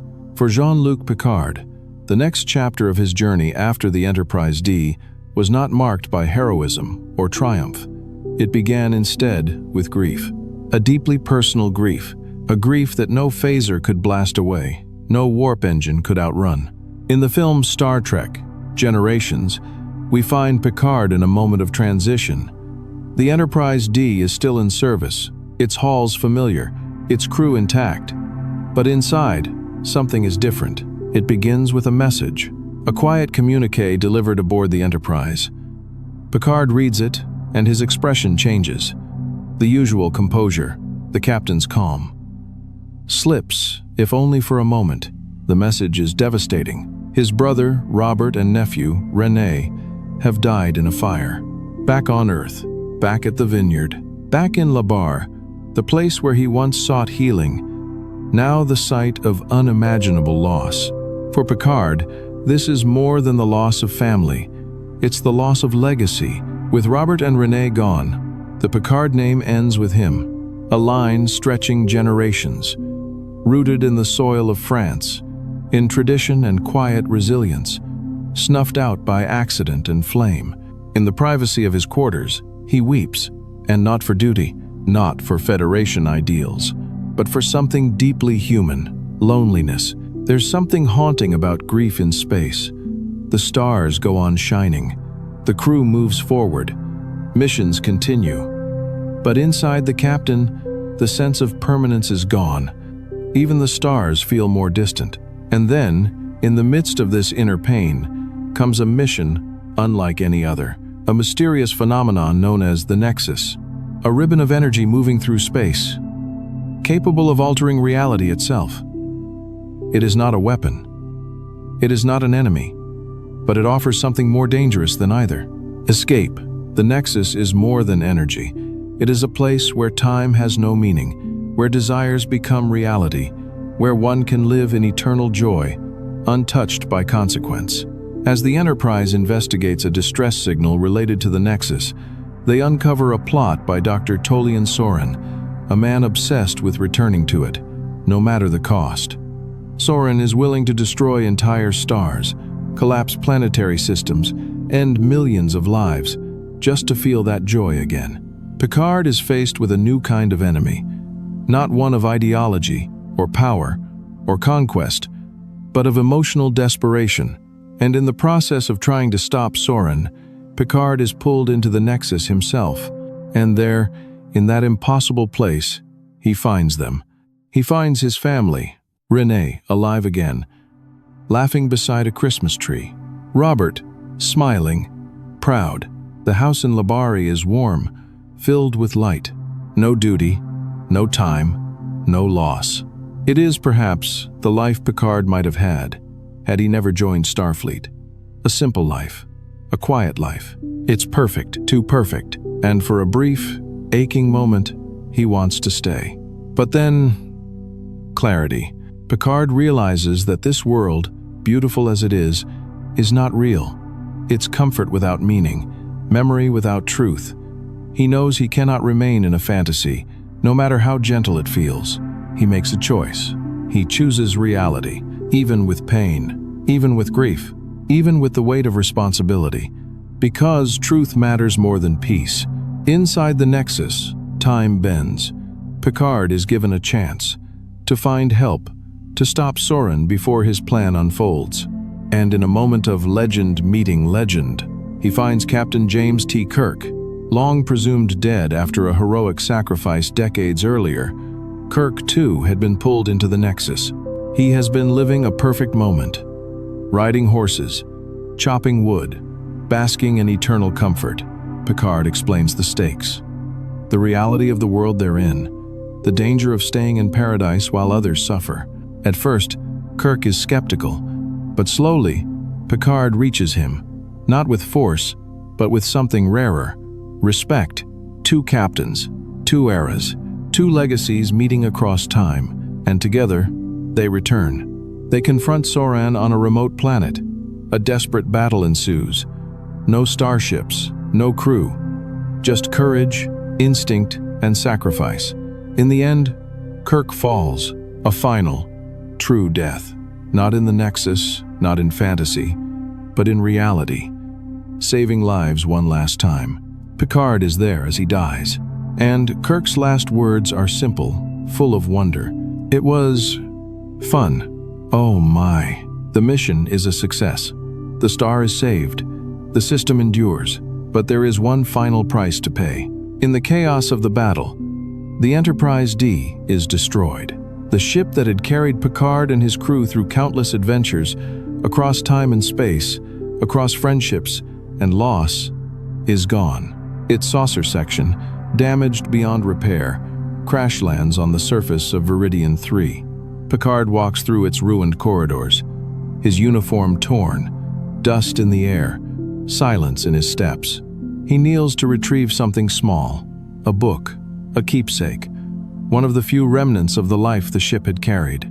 He looks to the sky, and for the first time in years, there is no ship to return to.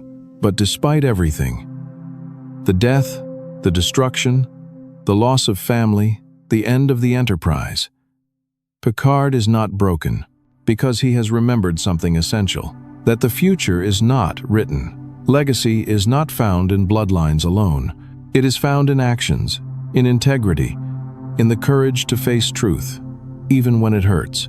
As the dust settles and the sun rises over Viridian 3, Picard speaks quietly to Riker. I doubt this will be the last ship to carry the name Enterprise. He smiles, tired, wounded, but not defeated, because he understands that even when things end, something new begins. Star Trek Generations is not a story of conquest or victory. It is a story of loss and how we face it. It is about two captains, one from the past, one from the future, meeting not in battle, but in understanding. And it is about Picard confronting not an alien fleet, but his own sorrow. He walks away from the ruins of the Enterprise not as a defeated man, but as a survivor. A man who has learned, again, that even in the face of great loss, hope endures, and so does duty.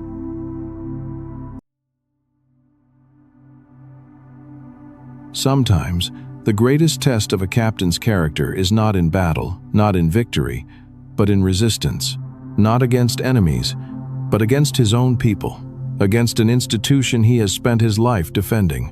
And so, we come to Star Trek, Insurrection, and one of Captain Jean-Luc Picard's most morally defining moments, when he chooses not to follow orders, but to stand up for what is right. It begins in a place known as the Briar Patch, a region of space cloaked in dangerous metaphasic radiation, difficult to navigate, rarely traveled. Inside it lies a peaceful planet, home to a small, agrarian society called the Baku. They are not technologically advanced. They live simply. They do not age. And that is where the trouble begins. The Baku are not immortal. But the unique radiation from the planet's rings has a rejuvenating effect, extending life, healing disease, slowing aging. In many ways, it is a fountain of youth, hidden among the stars. The Federation, stretched thin by diplomatic tensions and recovering from conflict, sees the planet's potential, the medical applications, the opportunity, but they are not alone. The Sunna, a race aligned with Starfleet in a secretive project, also have their eyes on the planet. The Sunna are deteriorating physically, desperate for the same healing effects the Baku live within. And together, the Federation and the Sun begin planning to relocate the Baku, silently, secretly, without consent. Picard and the Enterprise are sent on a simple observation mission, but when Data, while working with the observation team, goes rogue, violently exposing hidden Federation equipment and revealing the Baku are being monitored without their knowledge, Picard begins to ask questions, and what he finds troubles him greatly. He learns that the Federation is conspiring to forcibly relocate the Baku, just 600 people, so they can harvest the metaphasic particles from the planet's rings. The Sun have technology to collect the radiation, but in doing so, the planet will be rendered uninhabitable. To Picard, this is not science, not diplomacy. This is a violation, a betrayal of everything the Federation claims to stand for.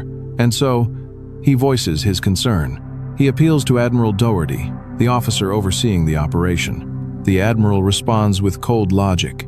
"We're only moving 600 people." Picard replies, firmly but quietly, "How many people does it take, Admiral, before it becomes wrong?" It is a moment that cuts to the very heart of Picard's philosophy, to the very heart of Starfleet ethics. For Picard, the line is clear.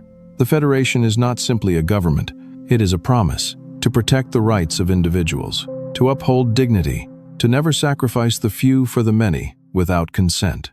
And so, he makes a choice. He removes his uniform and begins an insurrection, along with his most trusted officers, Data, Worf, Troy, LaForge, and Riker.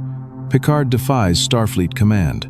They go to the surface, warn the Baku, and vow to protect them from forced relocation.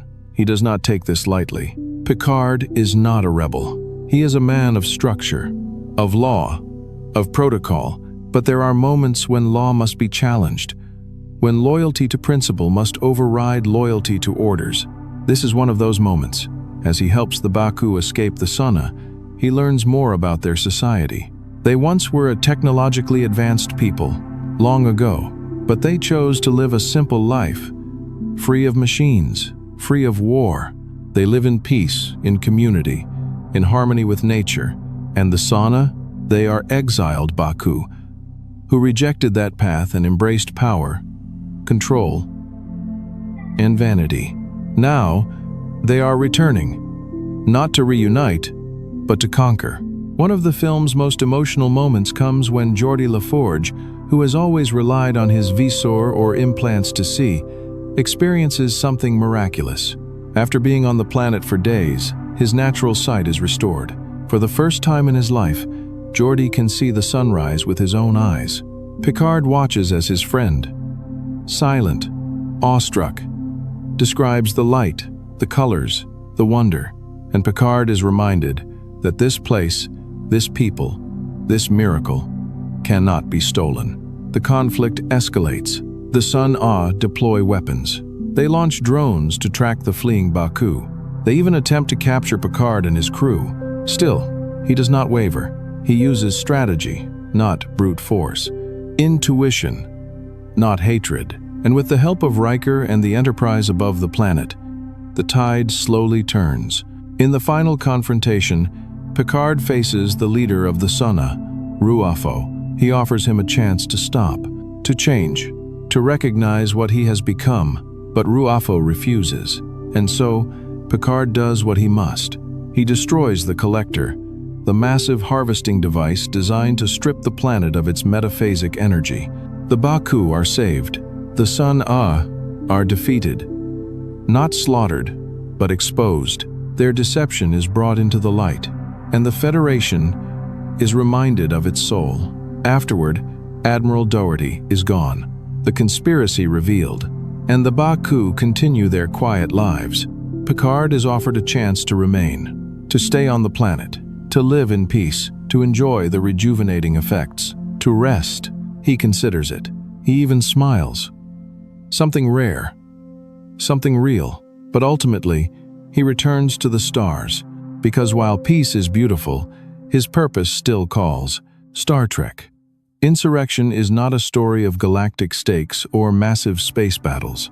It is a story of ethical clarity, of standing up, not just to enemies, but to friends, mentors, and institutions, when they forget what they once stood for.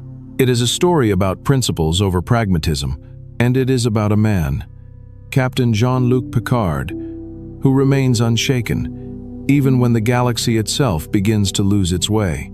He chose the harder path, not because it was glorious, but because it was right.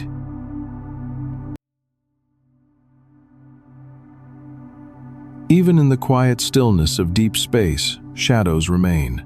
And sometimes, those shadows take a familiar shape. For Captain Jean-Luc Picard, the final mission of the Enterprise E would bring him face to face with someone who bore his own face, but none of his values.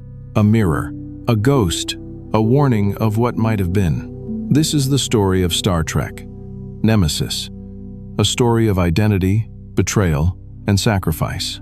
And the final act in the legacy of Data, Picard's most loyal officer and closest friend. It began with a moment of celebration. Commander William Riker and Counselor Deanna Troi were married, and the Enterprise was en route to Betazit for a second ceremony. Laughter filled the ship. There was joy in the corridors. For once, peace seemed to hold. But as it often does, the quiet was shattered by a message. A signal from the Romulan Empire. A request for Federation representatives to meet with their new leader. This was unexpected. The Romulans, long adversaries of the Federation, were secretive, suspicious, and deeply protective of their borders. For them to call upon Picard meant something unusual was unfolding. Upon arrival, the crew learned the truth. The new leader of the Romulan Senate was not a Romulan. He was Shinzon, a Reman, from the harsh, dark side of the Romulan homeworld. The Raymans were considered a slave race, used for labor, shunned in politics, kept in the shadows. And yet, here he was, not only in power, but extending a hand of peace. But Shinzon was more than a revolutionary. He was a clone of Jean-Luc Picard, created years earlier by the Romulans as part of a secret project, a plan to infiltrate the Federation using a perfect genetic replica. But the plan was abandoned. Shinzon, discarded, was sent to the mines of Remus, where he grew into a man of cunning and vengeance. Now, he stood before Picard, a reflection of him in youth, and yet, so different. Where Picard had chosen restraint, Shinzon embraced control.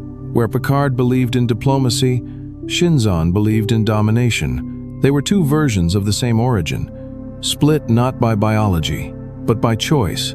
Picard struggled with this. Shinzon wasn't just an enemy. He was him, genetically, physically, almost completely, and he saw in Shinzon what he might have become, had life dealt him another hand. The contrast was haunting. It raised questions not just of strategy, but of identity. Are we only the sum of our choices, or are we also bound by the accidents of our birth? Picard did not yet know the answer. But as the mission unfolded, it became clear that Shinzon had no intention of peace. He had built a powerful warship, the Scimitar, with cloaking technology so advanced it could fire while invisible. And worse, he was dying. His cloned body was breaking down. The only solution, a complete blood transfusion from Picard. This was not diplomacy. This was harvesting. He intended to take Picard's life to extend his own. And while doing so, he planned to unleash a devastating weapon on Earth, a Thalaron radiation device capable of destroying all life on the planet in minutes. The mirror had become a monster. Picard now faced an impossible task. He had to stop a man who shared his DNA, who represented everything he might have been. Had he been abandoned instead of nurtured? Had he been filled with rage instead of reason? Shinzon was a tragedy, but he was also a threat.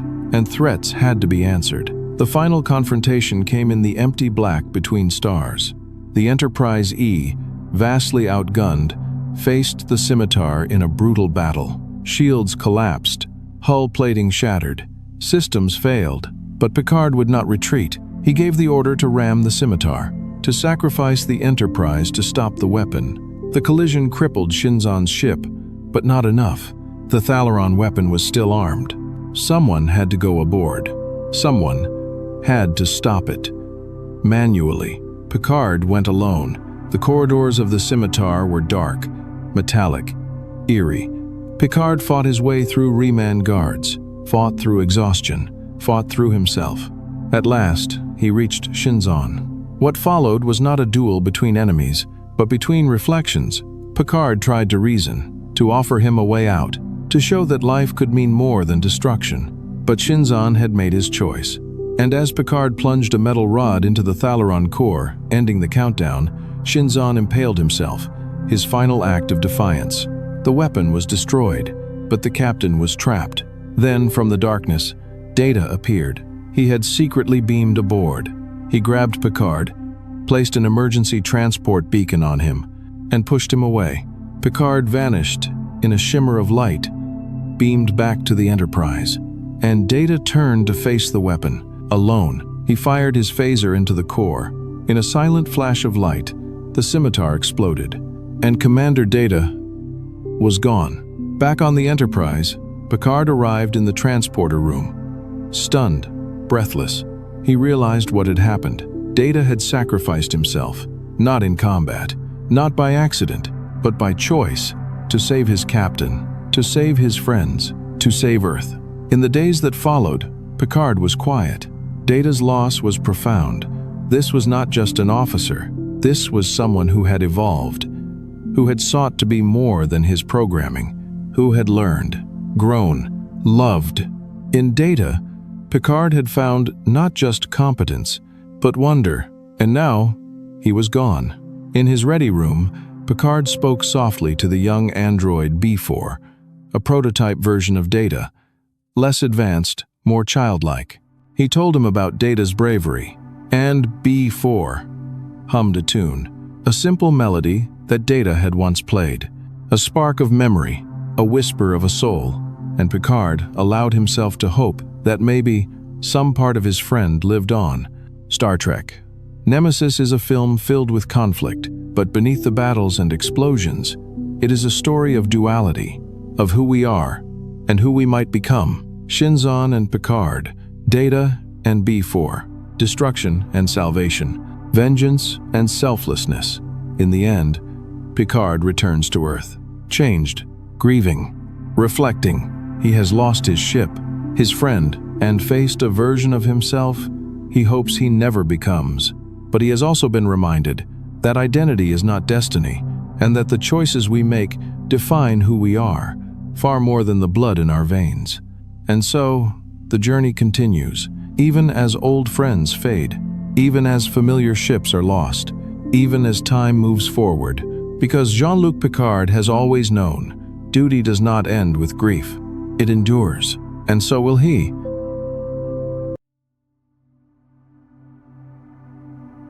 There comes a time in every life, every journey, when the stars fall silent, when the missions end, the uniforms are folded, and the silence of home replaces the hum of a starship's warp core.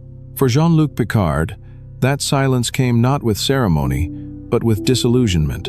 And it came not from age, but from betrayal.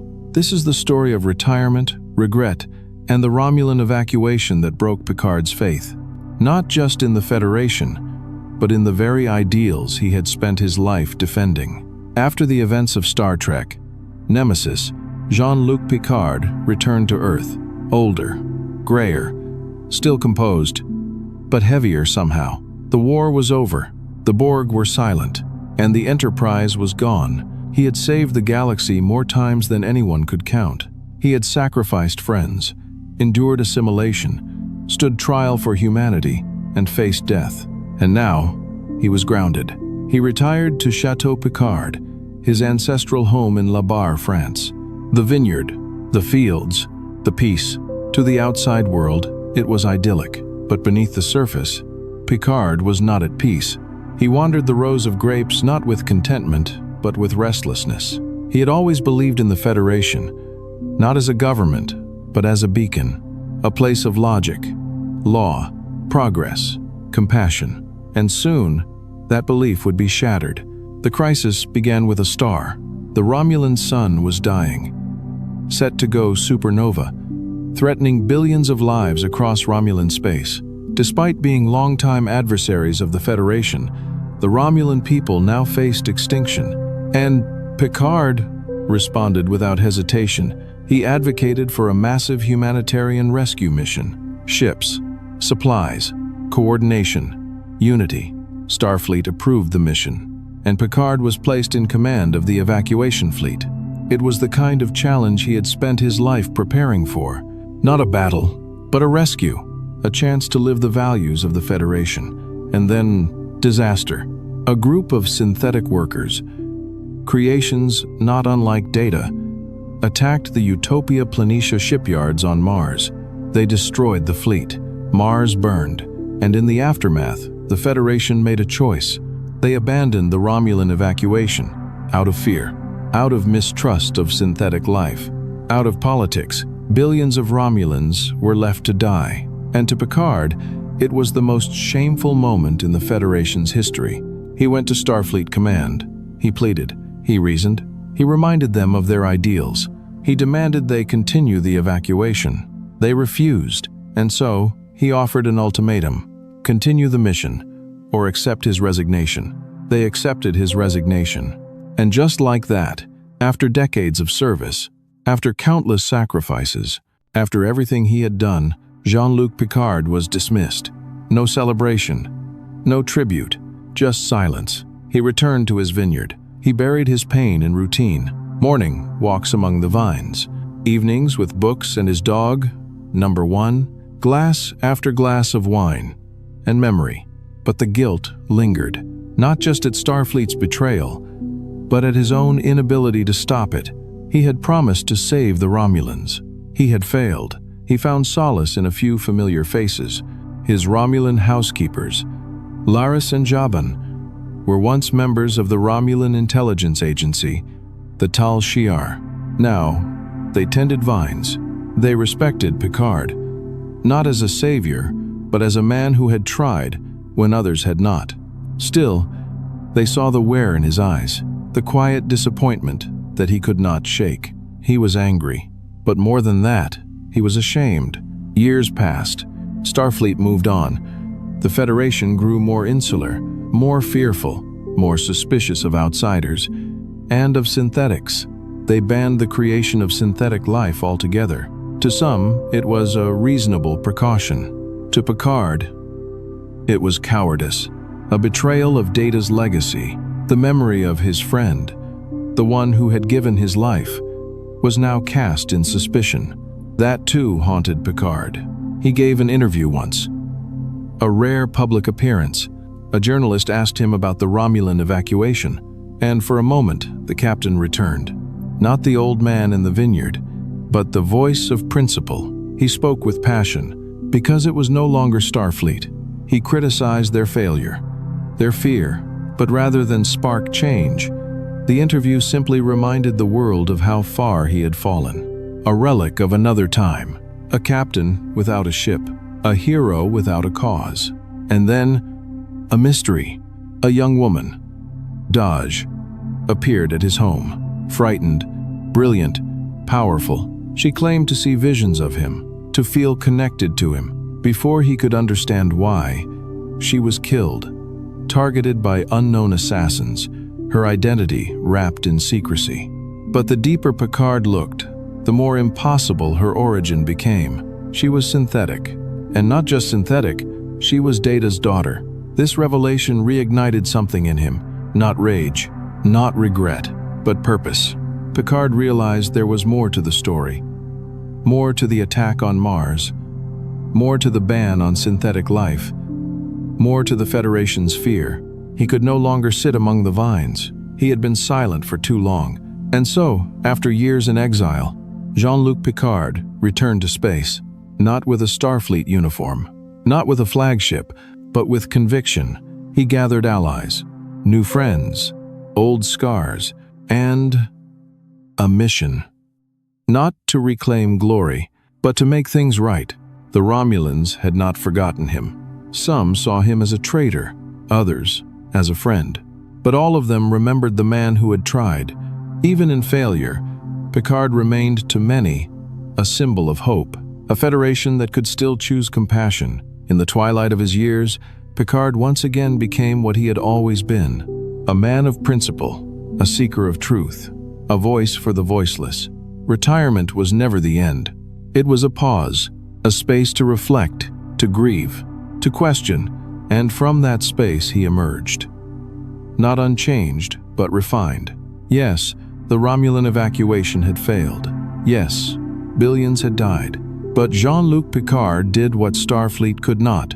He tried, and in that effort, in that refusal to accept injustice, his legacy endured.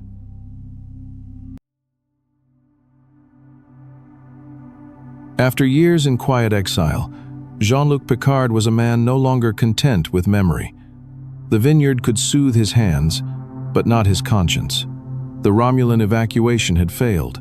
Starfleet had turned inward, and the ban on synthetic life had become law. And then, a young woman came to his door, a synthetic named Dodge, who was more than she appeared. A spark was lit, and the silence of retirement was broken. Dodge died in his arms, killed by Romulan assassins who called themselves part of the Zhat Vash, a secretive sect within the already secretive Tal Shiar. They hunted synthetics, not for political reasons, but for something deeper. Fear. Ancient fear. Prophecy. A warning that synthetic life would one day end all organic existence. Picard refused to believe that. Dodge had felt real to him. Human. Afraid. Curious. And above all, good.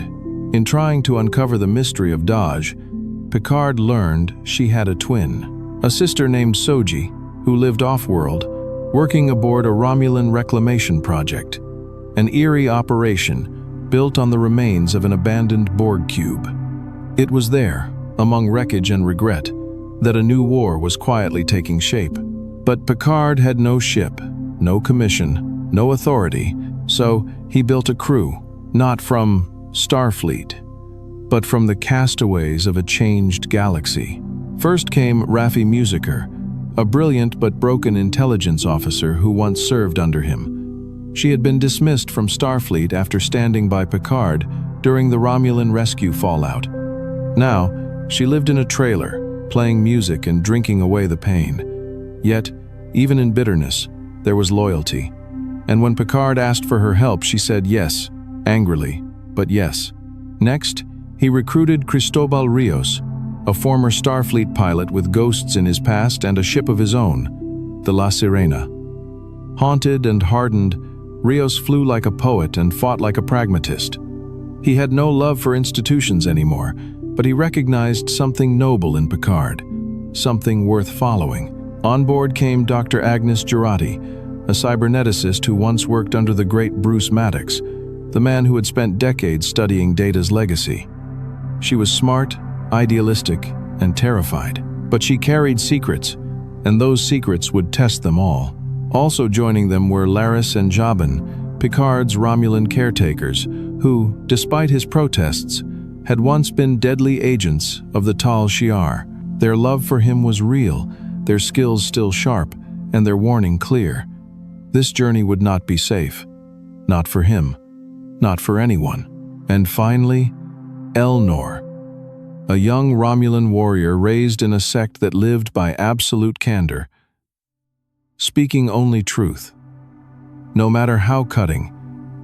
Picard had once failed to protect Elnor's people. Now, he offered the boy purpose, and in return, Elnor offered his blade. They were not a perfect crew. They were fractured, wounded, untested, but they had something rare, belief in the man at their center. And so they launched. They chased whispers across stars, sought truths hidden in legends and old lies. On the Borg cube, Soji was awakening. She had not known what she was. Her dreams were riddled with confusion, her emotions real, her thoughts, her affections, especially for Narek, a Romulan spy who manipulated her, were human. But her memories betrayed her. Soon, Soji realized she was not born, she was made, and that knowledge broke her. But it also freed her. Picard found her, just as she was hunted. And when their eyes met, something unspoken passed between them. Not recognition, but resonance. The echo of data, the trace of family. Soji was not just another synthetic. She was part of a dream long buried. The dream of creation without control, of life beyond limitation. They fled together to a hidden world. Coppelius, the lost colony of synths, where Soji had been created. There, Picard saw a vision of a future that could have been. Synthetic life, thriving, not hostile, not hollow, but curious, thoughtful, artistic. Among them was Dr. Altan Inigo Sung, the son of Data's creator, continuing the legacy of artificial evolution. Yet, even here, the shadows of fear followed.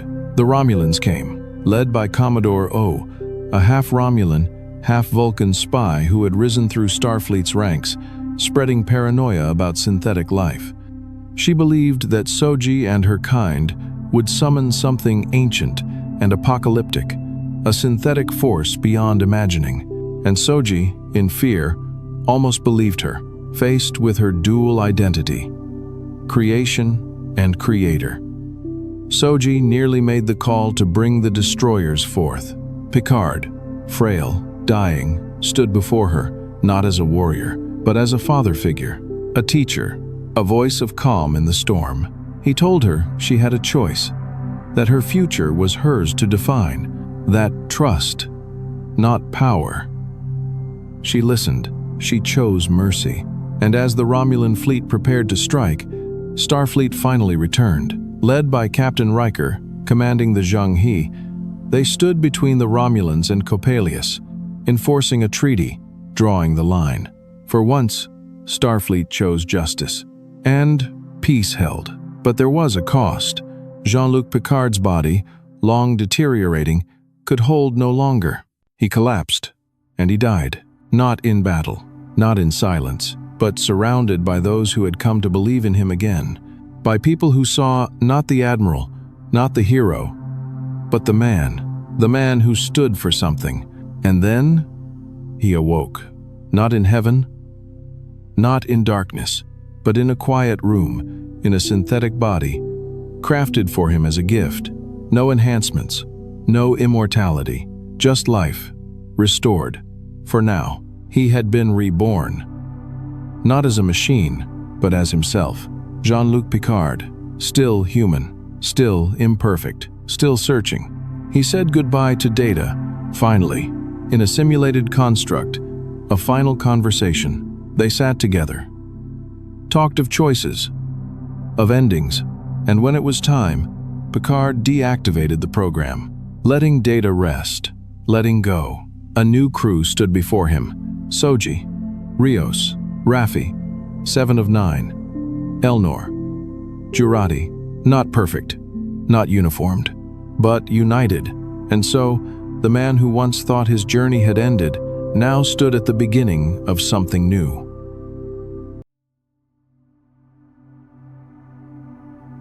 In the far reaches of space, orbiting a forgotten world, drifted a remnant of fear, a ruined Borg cube. Its corridors dark, its collective silenced.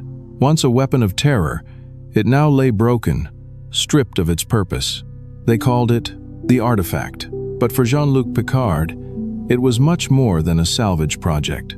It was a ghost, a shadow of the man he once was, and the machine he had once become. Years earlier, Picard had been assimilated, transformed into Locutus of Borg, a spokesperson for the collective, a voice of perfection, a tool for conquest. He had been torn from his humanity, made part of the hive. His thoughts were not his own. His body, redesigned. His will, erased. He was made to speak the words, "I am Locutus of Borg, resistance is futile. Though he had been rescued, though he had healed, returned to command, even led new missions, part of him had never truly left the collective. He carried it in his silence, in his dreams, in his hesitation. And when he learned that Soji Asha, the synthetic he sought to protect, was aboard a Borg cube, now reclaimed by Romulans, that trauma surged back to the surface. The Romulan Reclamation Project, working in uneasy alliance with the Federation, was stripping the cube of its technology and helping its liberated drones, known as XBs, or X-Borg, recover what was left of their identities. But they were not welcomed. They were treated like biological wreckage, curiosities, broken tools, still feared. Even when disconnected from the collective, many XBs were haunted by what had been taken from them. Names, faces, emotions. They struggled to be seen as people again. And in that struggle, Picard saw himself.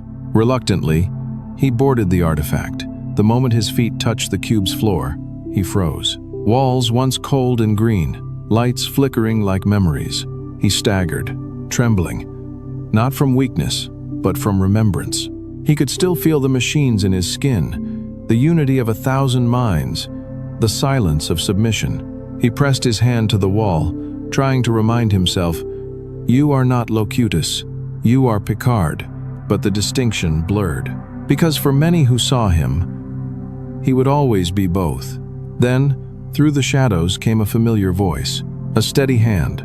7 of 9. Once, Annika Hansen, she had been assimilated as a child, spent decades as a drone. Freed by Voyager and Captain Janeway, she had since walked the difficult path back to individuality. But her Borg implants still remained. So did the scars. 7 was not seeking peace anymore. She had become a vigilante, part of the Fenris Rangers, protecting those forgotten by the Federation in the wake of war.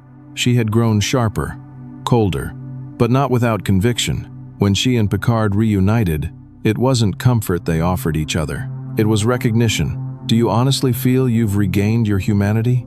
she asked. "Yes," Picard replied, and then, quieter. "Most of it.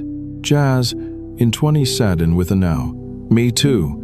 Not all. In that exchange was everything. The understanding that the Borg don't just take your past, they take your future, too. Together, they work to protect the XBs aboard the cube. They saw firsthand how the Romulans feared them, even as they used them. These drones were not dangerous. They were damaged, stripped of their purpose, then rejected by society. Picard, for the first time in years, stood not as a rescuer, but as one of them. He wasn't above them. He was among them, a fellow survivor. And for the XBs,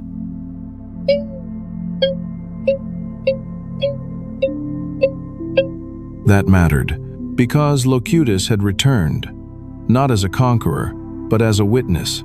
The cube itself, though damaged, still held power, a technological labyrinth, home to old terrors and new secrets. Deep within, a force moved, a quiet urgency. Some among the Romulans believed the cube was cursed. Others saw it as an opportunity. To Picard and 7, it was a wound. And, like all wounds, it demanded care, or it would fester. As the conflict between the Romulans and synthetics intensified, the cube became more than a setting. It became a symbol, a place where the past met the present, where 2 former drones, Picard and 7, fought not just for peace, but for dignity. 7, in a moment of desperation, made a choice. She connected herself to the cube's central node, temporarily becoming part of the collective again. She did it to save lives, to regain control. But when the voices returned, when the hive mind surged through her, she didn't resist it. She commanded it, and then she let it go. That act of selflessness, of control without corruption, became a moment of clarity, a reminder that the Borg did not win, not with her, not with Picard. In the quiet aftermath, Picard stood once more among the XBs. He no longer saw them as relics. He saw people, eyes that had seen too much, hands that trembled not from fear, but from memory. And he spoke to them not as a captain, but as a man who knew what it meant to be taken and what it meant to come back, even if not fully, even if changed. The artifact never rose again as a weapon, but in its decay, it gave birth to something more lasting: compassion, understanding, the quiet courage of those who walk through darkness and still choose light. For Jean-Luc Picard, confronting the cube wasn't just about helping others, it was about healing himself, acknowledging that even after all these years, the echo of Locutus still lingered, not as a weakness, but as part of the whole, a chapter in a larger story. The Borg had taken so much, but they hadn't taken his soul, and now he would use his past to protect others from theirs.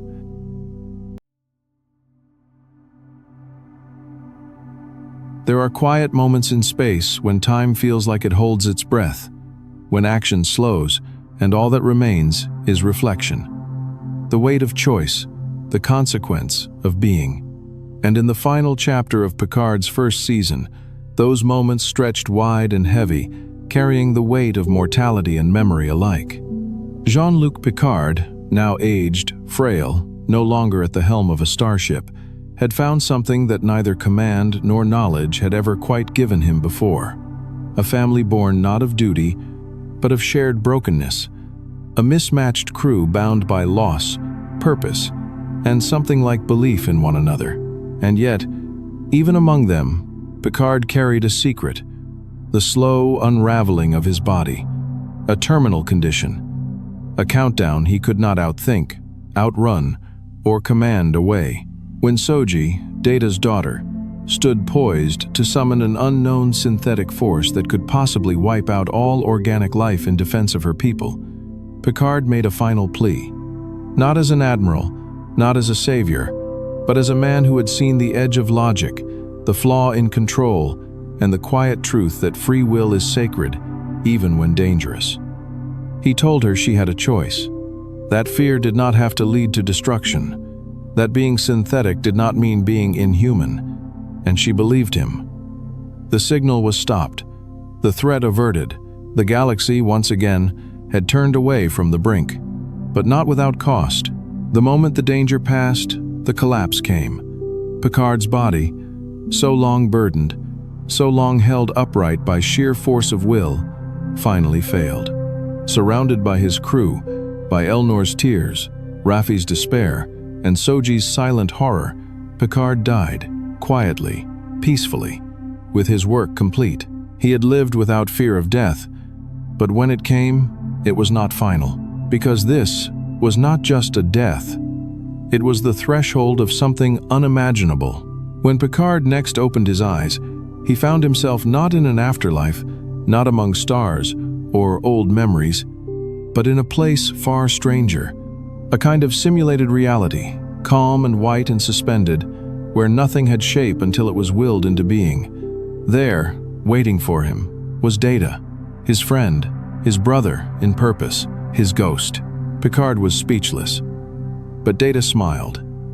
Not as a phantom, not as a malfunction, but as a preserved consciousness, housed within a quantum simulation, a backup of mind and memory, existing beyond time, finally free from circuitry, and yet still not quite alive.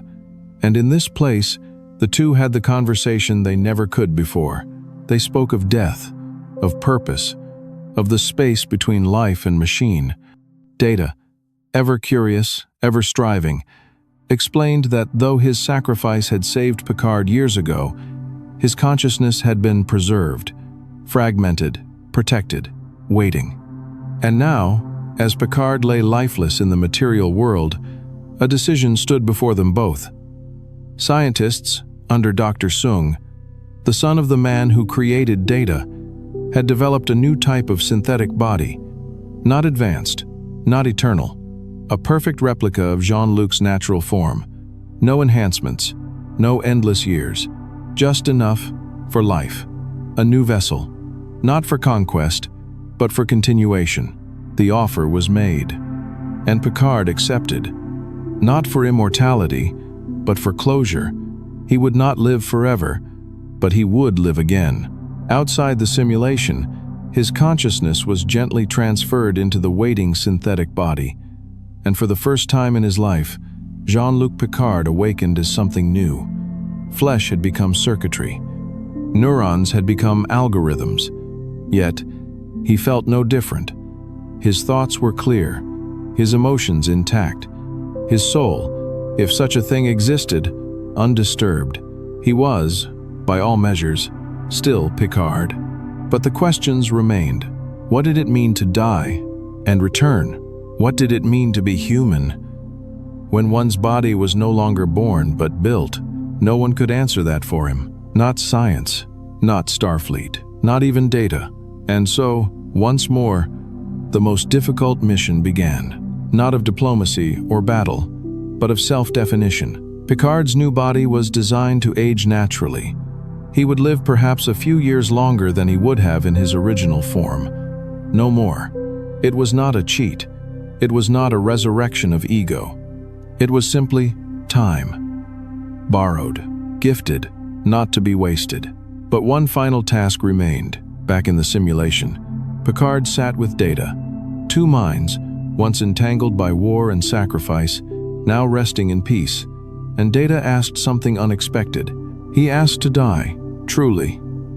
Finally, to have his consciousness deactivated, to rest as any human would, to fulfill the arc he had always longed for, not to be eternal, but to be mortal. Because in mortality, he said, there is meaning. Picard hesitated. It felt wrong. After all the years, all the losses, to now choose deletion over preservation. But Data was clear. This was not despair. It was grace. And so Picard granted his friend the one thing the Federation never could. An end. In the final moments, Picard sat beside Data's memory, watching him, in a recreated study, dressed in 19th century attire, lying peacefully on a couch. He held his hand, spoke gently, promised not to forget. And as the lights dimmed and the simulation faded, Data died, at peace. Finally, outside, Picard stood once again among his crew. But something had changed. The man who had lost so much, his family, his ship, his ideals, had been returned not just to life, but to purpose. The pain of loss had not disappeared, but now there was something in its place, something like hope, because Jean-Luc Picard had discovered that what makes us human is not just how we are born, but how we choose to live. And in choosing to return, not as a commander, not as a legend, but as a man with questions, he had taken the first step into a new chapter, one no longer shaped by legacy, but by possibility.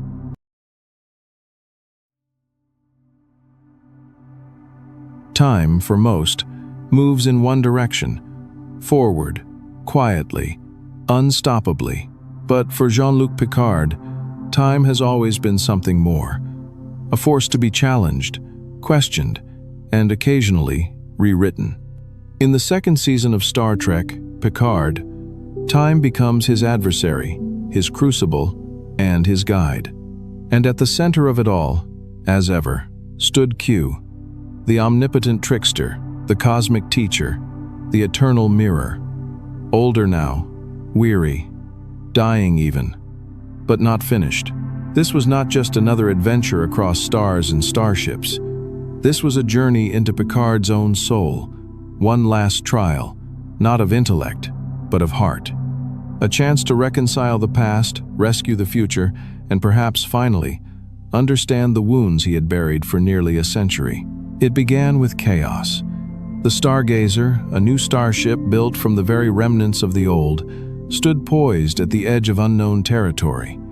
Picard, now an admiral once again, took a command presence in an emergency, just as a mysterious anomaly sent out a single, chilling message, a call for him by name. But in an instant, everything changed. The bridge dissolved, the stars blinked away, and the world reformed. When Picard opened his eyes, he was no longer aboard the Stargazer.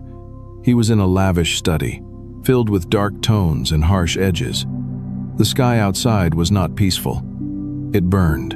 And beside him stood Q, older than ever, his once playful smirk now softened by something unfamiliar. Fatigue. "You're a long way from home, mon capitaine." Q had shifted the timeline, rewritten reality. The Federation had become a brutal, xenophobic regime. The Confederation of Earth, where mercy was weakness and conquest was law. Picard, in this world, was not a man of peace, but a feared executioner of alien races. His friends, Seven, Raffi, Rios, Elnor, and Jurati, had been similarly altered, forced into cruel shapes by this corrupted history. This wasn't a test of tactical ability or moral theory. This was personal. Q didn't want Picard to solve a riddle or save a planet. He wanted him to look inward, to finally face something he had avoided his entire life, himself. To restore the timeline, Picard and his crew needed to travel back to 21st century Earth, specifically to the year 2024, to an era on the edge of transformation. There, a pivotal figure named René Picard, a distant ancestor of Jean-Luc's, was about to embark on a space mission that would alter humanity's destiny. But something was threatening that event. Something, or someone, was manipulating the timeline from the shadows, and so began the chase. Through city streets and refugee camps, through corporate towers and quiet parks, Picard and his crew searched for the fracture point in time. They fought bureaucracy, prejudice, and the pain of watching a primitive society stumble toward progress. And through it all, Q lingered. Not as a puppet master, but as a presence, watching, nudging, waiting. Why had Q done this? Why now? And then it became clear. Q was dying. Even gods have their sunsets. But Q, ever theatrical, didn't seek revenge or spectacle in his final days. He sought closure, and he chose Picard not as an opponent, but as a companion in his final act. As the past unfolded, so too did Picard's own. The memories he had long buried began to rise. Uninvited, painful, raw. We saw glimpses of young Jean-Luc, of a childhood scarred not by war or space battles, but by something far more intimate and devastating, the loss of his mother. In visions and memories, he walked again through the halls of Chateau Picard. He heard her voice, felt the warmth and the sadness. He remembered her intelligence, her gentleness, and the darkness that quietly took her. Picard had always spoken of his mother with reverence, but now he faced the truth. That she had suffered, that she had struggled with mental illness, that he, as a boy, had once unlocked the door that led to her final act. Her suicide had shaped him, broken something in him, left him with guilt he carried in silence for decades. This was the wound Q wanted him to face, because how could a man save galaxies if he couldn't forgive himself? The mission unfolded with twists and turns, familiar faces returning in unfamiliar forms. The Borg Queen, captured in the past, formed a strange alliance with Dr. Jurati, and as the two minds merged, something new was born. A hybrid consciousness that would alter the very shape of the future. Borg. Elnor was lost in the process, a casualty of the fractured timeline. Raffi struggled with grief. 7 of 9, finally free of her implants in this reality, grappled with her identity. And Rios found love. In a 21st century doctor, in a life simpler and richer than the one he had ever known. In the end, he chose to stay behind, to live and die in the past, to build something that might one day blossom into the future. One by one, the team fulfilled their purpose. The mission succeeded. René Picard launched into space. The timeline was healed, but it was not the galaxy that was most changed. It was Jean-Luc. Back in his own time, aboard the restored Stargazer, Picard stood once more with Q, not as adversaries, but as two old souls who had, at last, said all there was to say. "Why me?" Picard asked quietly. Q's reply was simple. "Because you matter to me." For all the chaos, for all the trials, Q's presence in Picard's life had never been about torment. It was about growth, about helping one man evolve into his fullest self. And in that final moment, Q reached out. Not with a snap, not with power, but with a touch, a goodbye. And then he was gone. Picard returned not as the man he was, but as the man he had become. Not afraid of connection, not closed off by grief. He reached out to Laris, the woman who had waited, patient and kind, for his heart to soften. And this time, he didn't walk away. He said yes. Season 2 was not about fixing time. It was about healing, not about escaping the past, but about learning to live with it. It was about friendship, about forgiveness, about the journey from fear to freedom. And in Q's final lesson, Jean-Luc Picard discovered that even in the face of time, death, and pain, love endures. There are few words that echo louder in the hearts of Starfleet than these. The next generation. Not just a crew, not just a starship, but a family, a promise, a future once imagined, and finally, fulfilled again. In the third and final season of Star Trek, Picard, the stars aligned for one last voyage. And not just any voyage, but a reunion of legends. The faces etched in the memories of decades. Riker, Troy, Geordi, Worf, Beverly, Data, and at the center, as ever, Jean-Luc Picard. But this was not nostalgia, not fanfare. This was purpose, urgency, legacy in motion. The season opened not with comfort, but with a distress call. Dr. Beverly Crusher, long estranged from Starfleet, and from Picard, sent a message from deep space, encoded and desperate. She was under attack, alone. And the voice that echoed in her signal wasn't just a cry for help, it was a summons from the past. Picard heard it, and he answered. Together with William Riker, he set off aboard the USS Titan, not as an admiral or a captain, but as a friend. And what they uncovered began to unravel something far larger than anyone could have foreseen. Beverly had been hiding for years, not just from enemies, but from Starfleet itself. Her mission was secret, her location unknown even to her old crewmates. But now, forced out of hiding, she carried more than old scars. She carried a son. His name, Jack Crusher. And he wasn't just Beverly's child. He was also Picard's, a truth kept hidden for over 2 decades. A son born of love and of fear. A child raised in silence, to be protected from the very enemies that now hunted them. Picard, long believing himself too damaged for family, now faced a bond he never knew to crave, his own blood. But Jack wasn't ordinary. He was gifted, he was troubled, and soon, it became clear, he was being watched by something vast, ancient, familiar. As their mission deepened, so too did the threat. Starfleet itself was beginning to twist.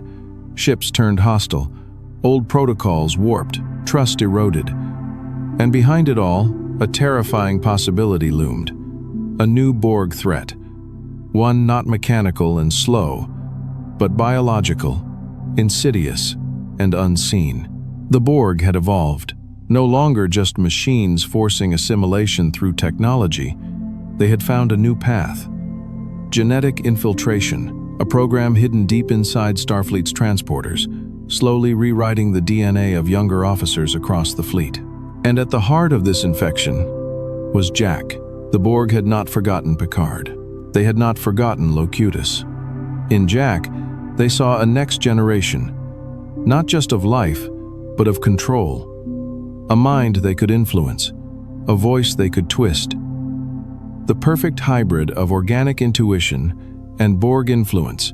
Picard, now not just an admiral, but a father, stood once again in confrontation with the very enemy that had once stripped him of everything. But this time, it was personal, and he would not lose his son. As the threat grew, the only hope left was to reunite the crew who had once faced the impossible together. Worf, now a pacifist with a blade. Geordi LaForge, now a father and the curator of a starship museum. Deanna Troi, healer and empath. Beverly, still brilliant and now fiercely maternal. Data, or rather, a newly awakened version of him, part synthetic, part human, with emotion and memory, loss and logic, all coexisting at last. The bridge was rebuilt, one soul at a time, and in a moment of poetic symmetry, they discovered a ship long thought retired, quietly preserved, protected by Geordi himself, the Enterprise D, the Galaxy-class starship that had once carried them through war and wonder.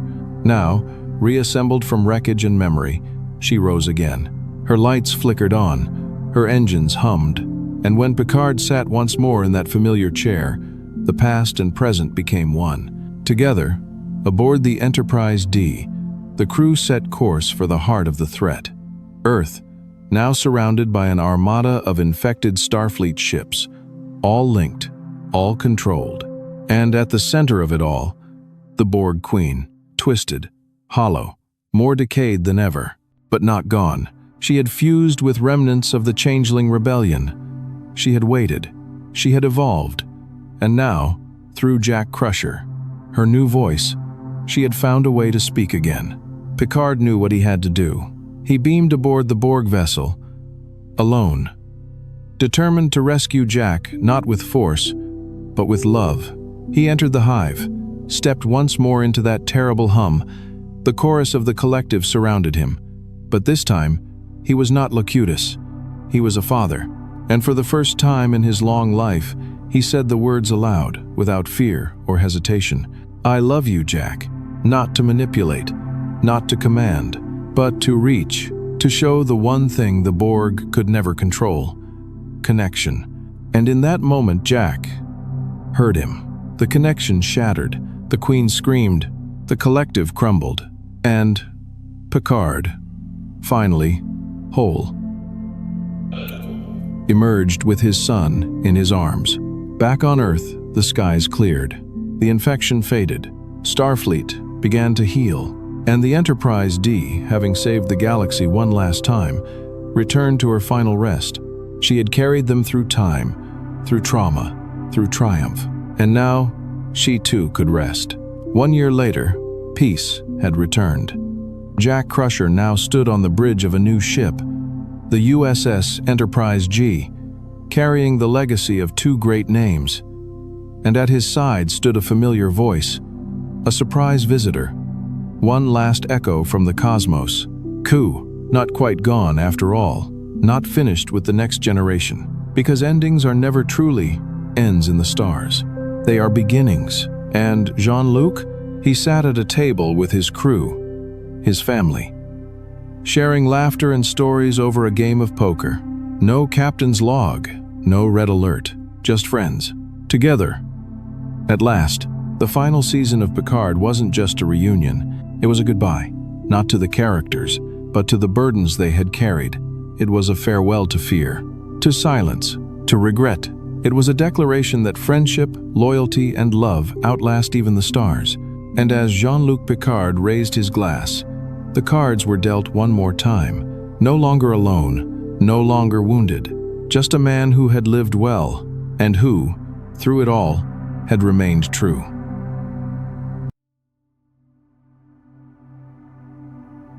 Legacy is not just what we leave behind. It is what we shape, what we nurture, what we pass on in quiet moments when no one is watching. For Jean-Luc Picard, a man who spent most of his life denying himself family, fearing intimacy, and believing that duty required solitude, legacy was always something abstract. He inspired officers, changed lives, saved worlds, but deep down, he believed his name would end with him. And then came Jack, born in the shadows of conflict, raised in silence by Beverly Crusher, hidden not out of shame or pride but from love and protection. The galaxy was never safe, not for a child with Jean-Luc Picard's blood. And so Beverly made the impossible choice, to raise her son far from the spotlight of Starfleet, far from Picard's reach, far from the dangers that had shaped their past. Jack grew up without a father, but not without stories, not without hints. Somewhere in him, there was always the question, who am I really? And when fate drew them together, Picard and the son he never knew existed. There was no sweeping moment of reunion. There was tension, distance, two strangers, connected by biology, but separated by years of silence. But slowly, across fire and fear, that distance closed. Picard had seen every face of the galaxy, enemies, lovers, friends. But nothing prepared him for the fierce defiance in Jack's eyes, or the quiet longing beneath it. Jack was brilliant, stubborn, reckless, and yet so deeply vulnerable. In him, Picard saw echoes of himself, but also something more. A spirit shaped not by the Federation, but by life on the fringes. Someone who carried both his mother's steel and his father's soul. And Jack. He saw in Picard not the legend, not the admiral, not Locutus, but a man trying. A man flawed. A man who showed up. Late, but real. Their bond was forged not in comfort, but in crisis. The Borg had claimed Jack as a final echo of their design. He was meant to be a voice for their rebirth, a vessel of command, half Picard, half collective. But in the deepest moment of danger, when the stars dimmed and Earth's sky turned black, it was love, not technology, that pulled Jack back. A father's love, spoken aloud, given freely. Picard risked everything, not to save the galaxy, but to save his son. When the threat passed, when the Queen fell silent and the hive collapsed, Jack emerged, changed, but not broken. He had faced assimilation, darkness, possession, but he had come through, stronger, wiser, free.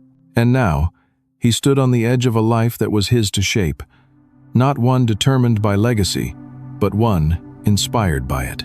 1 year later, a new ship took flight, the USS Enterprise G, and at her helm, seated next to 7 of 9, now captain, stood Ensign Jack Crusher, newly minted, fresh from the academy, wearing a Starfleet uniform not out of obligation, but of choice. Not as the shadow of Picard, nor the son of Beverly, but as himself. Jack had taken the name of a father he never knew and forged it into something new. He was charming, impulsive, and wildly unorthodox, but also brave, loyal, and driven by a need to protect. In 7, he found a mentor who, like him, had walked the line between machine and freedom, identity and legacy. In the crew, he found his purpose, and in his father, he found peace. Jean-Luc, now retired for good, watched from the sidelines, not with regret, but with pride. He had spent a lifetime keeping people at arm's length, afraid that connection made one weak, that love opened a door to loss. But Jack proved him wrong. Legacy is not carved in metals or etched on ships. It lives in the choices of those we love. It lives in the courage passed quietly from hand to hand, generation to generation. Picard had once believed that his line would end with him, that he was the final echo of his name, of his house. But now, the vineyards of Barre would one day pass to another. The name Picard would not fade. It would fly again. In Jack's smile, in his choices, in the way he held the values of his father, even when he broke the rules. Because Jack was not Jean-Luc's shadow, he was his light. There was a moment, quiet and perfect, when they stood on the bridge of the Enterprise together, father and son, gazing out at the stars, not as mystery, but as invitation. And in that silence, without orders or urgency, Picard spoke simply, "I think you're going to do just fine." That was all. No speech, no grand farewell, just faith and love. Legacy, in the end, is not about remembrance. It's about continuity, about planting something that will grow in someone else. Jack Crusher was more than a new generation. He was the culmination of everything Jean-Luc Picard had learned, that we are not defined by our past, that love is worth the risk, that even a lone captain, who once believed he was destined to be alone, can become a father. And so, as the Enterprise G disappeared into the stars, a new journey began. The galaxy would always need heroes, but now it had new ones. And Jean-Luc Picard, finally, peacefully, could rest.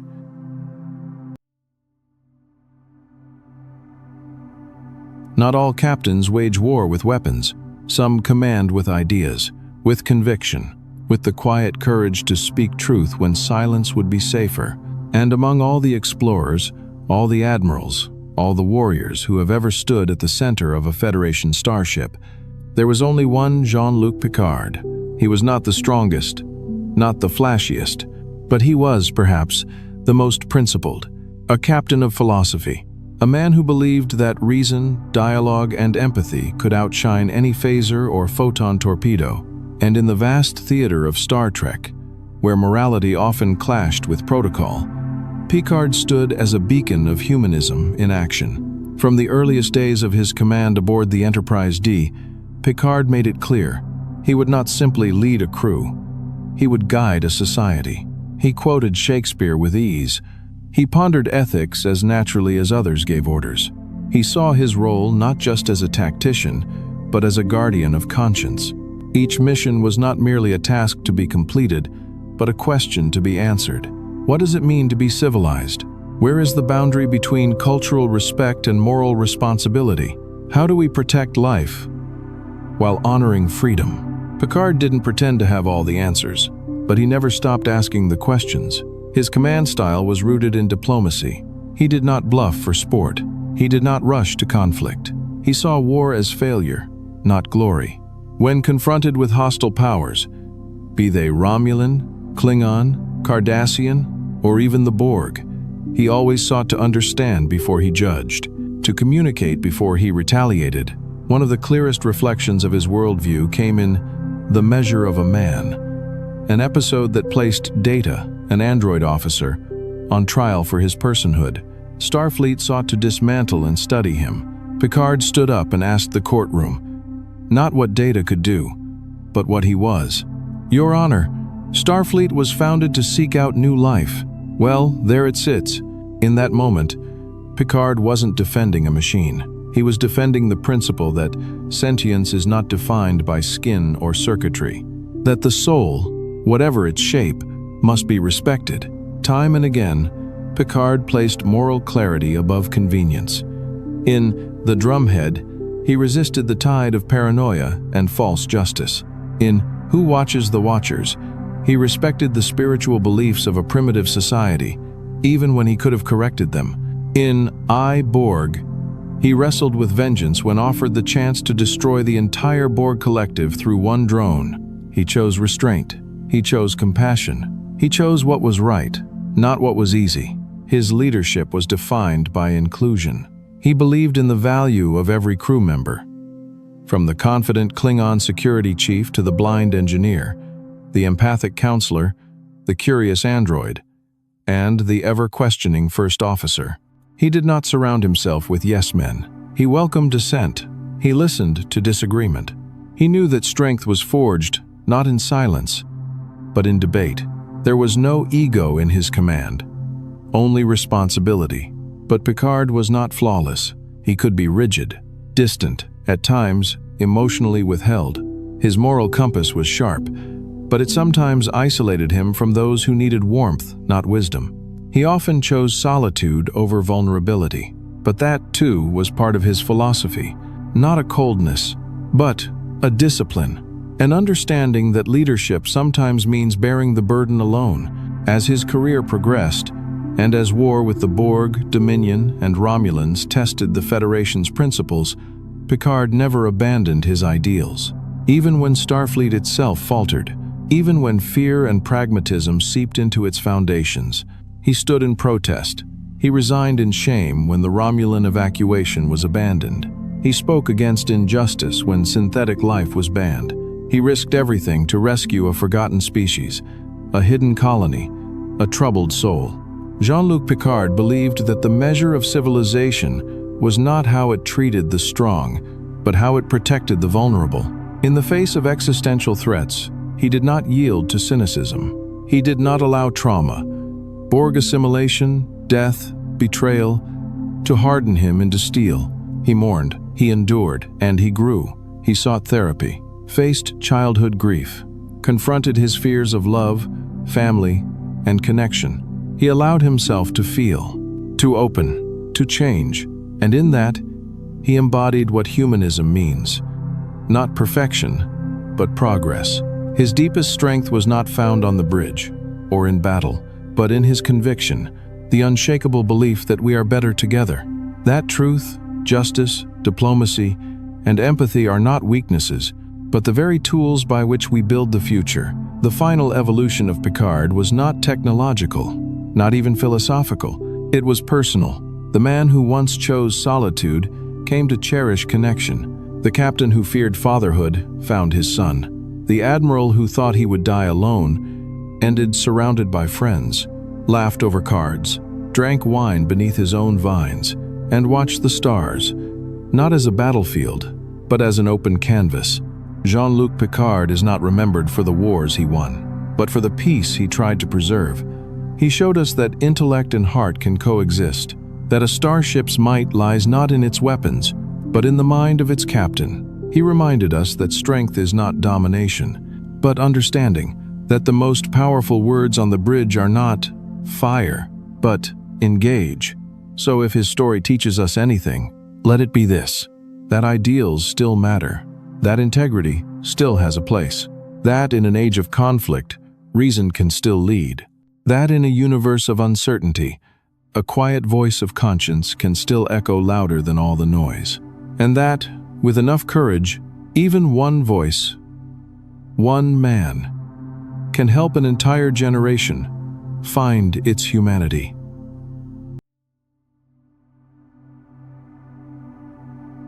In the quiet hush of starlight, long after the final orders have been given and the engines have gone still, there comes a time when every captain must finally rest.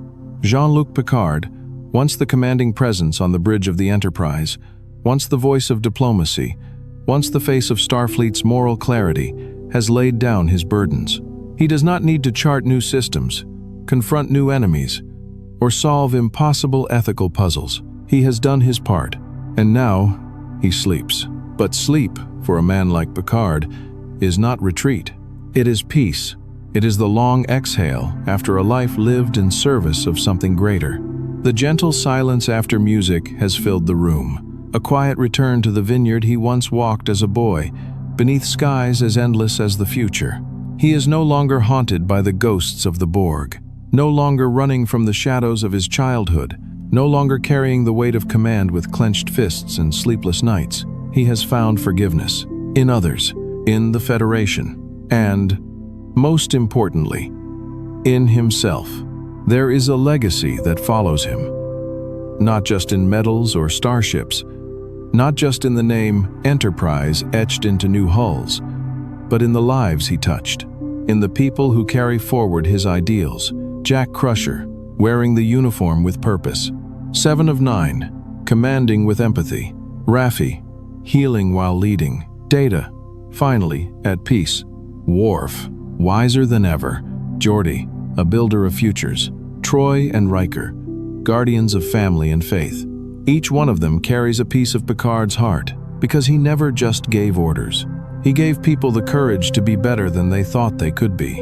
And though his time at the helm is over, he is not forgotten. In the whispers of Academy cadets who study his decisions. In the replicator logs of tea, Earl Grey, hot. In the art of listening before speaking. In the choice to seek peace before raising a weapon. Picard lives in every act of quiet courage across the galaxy. In every diplomat who walks into a hostile room with an open hand. In every officer who pauses before firing. In every child who chooses kindness over fear. He taught us that being human is not about perfection. It's about striving, to think deeply, to care fiercely, to fall and rise and reach again. He showed us that one person, standing on principle, can tilt the course of history, that compassion is not weakness, and that duty must never come at the cost of our conscience. And now, as we close this long journey together, let us imagine him where he belongs. Not at war, not in uniform, not giving speeches, but in his vineyard, beneath the stars, a glass of wine in hand, a laugh shared with old friends, No more battles, no more guilt, no more distance, just rest. To the man who taught us to think, to feel, to lead with wisdom, to the captain who became a father, a friend, a symbol, to Jean-Luc Picard, we say, thank you. You are now, finally, free to sleep among the stars. If you've made it this far, thank you for spending this quiet journey with us. If you enjoyed the story of Captain Picard and would like to drift off to more tales from across the stars, please consider subscribing to the channel, and we'll see you again, out there, among the constellations.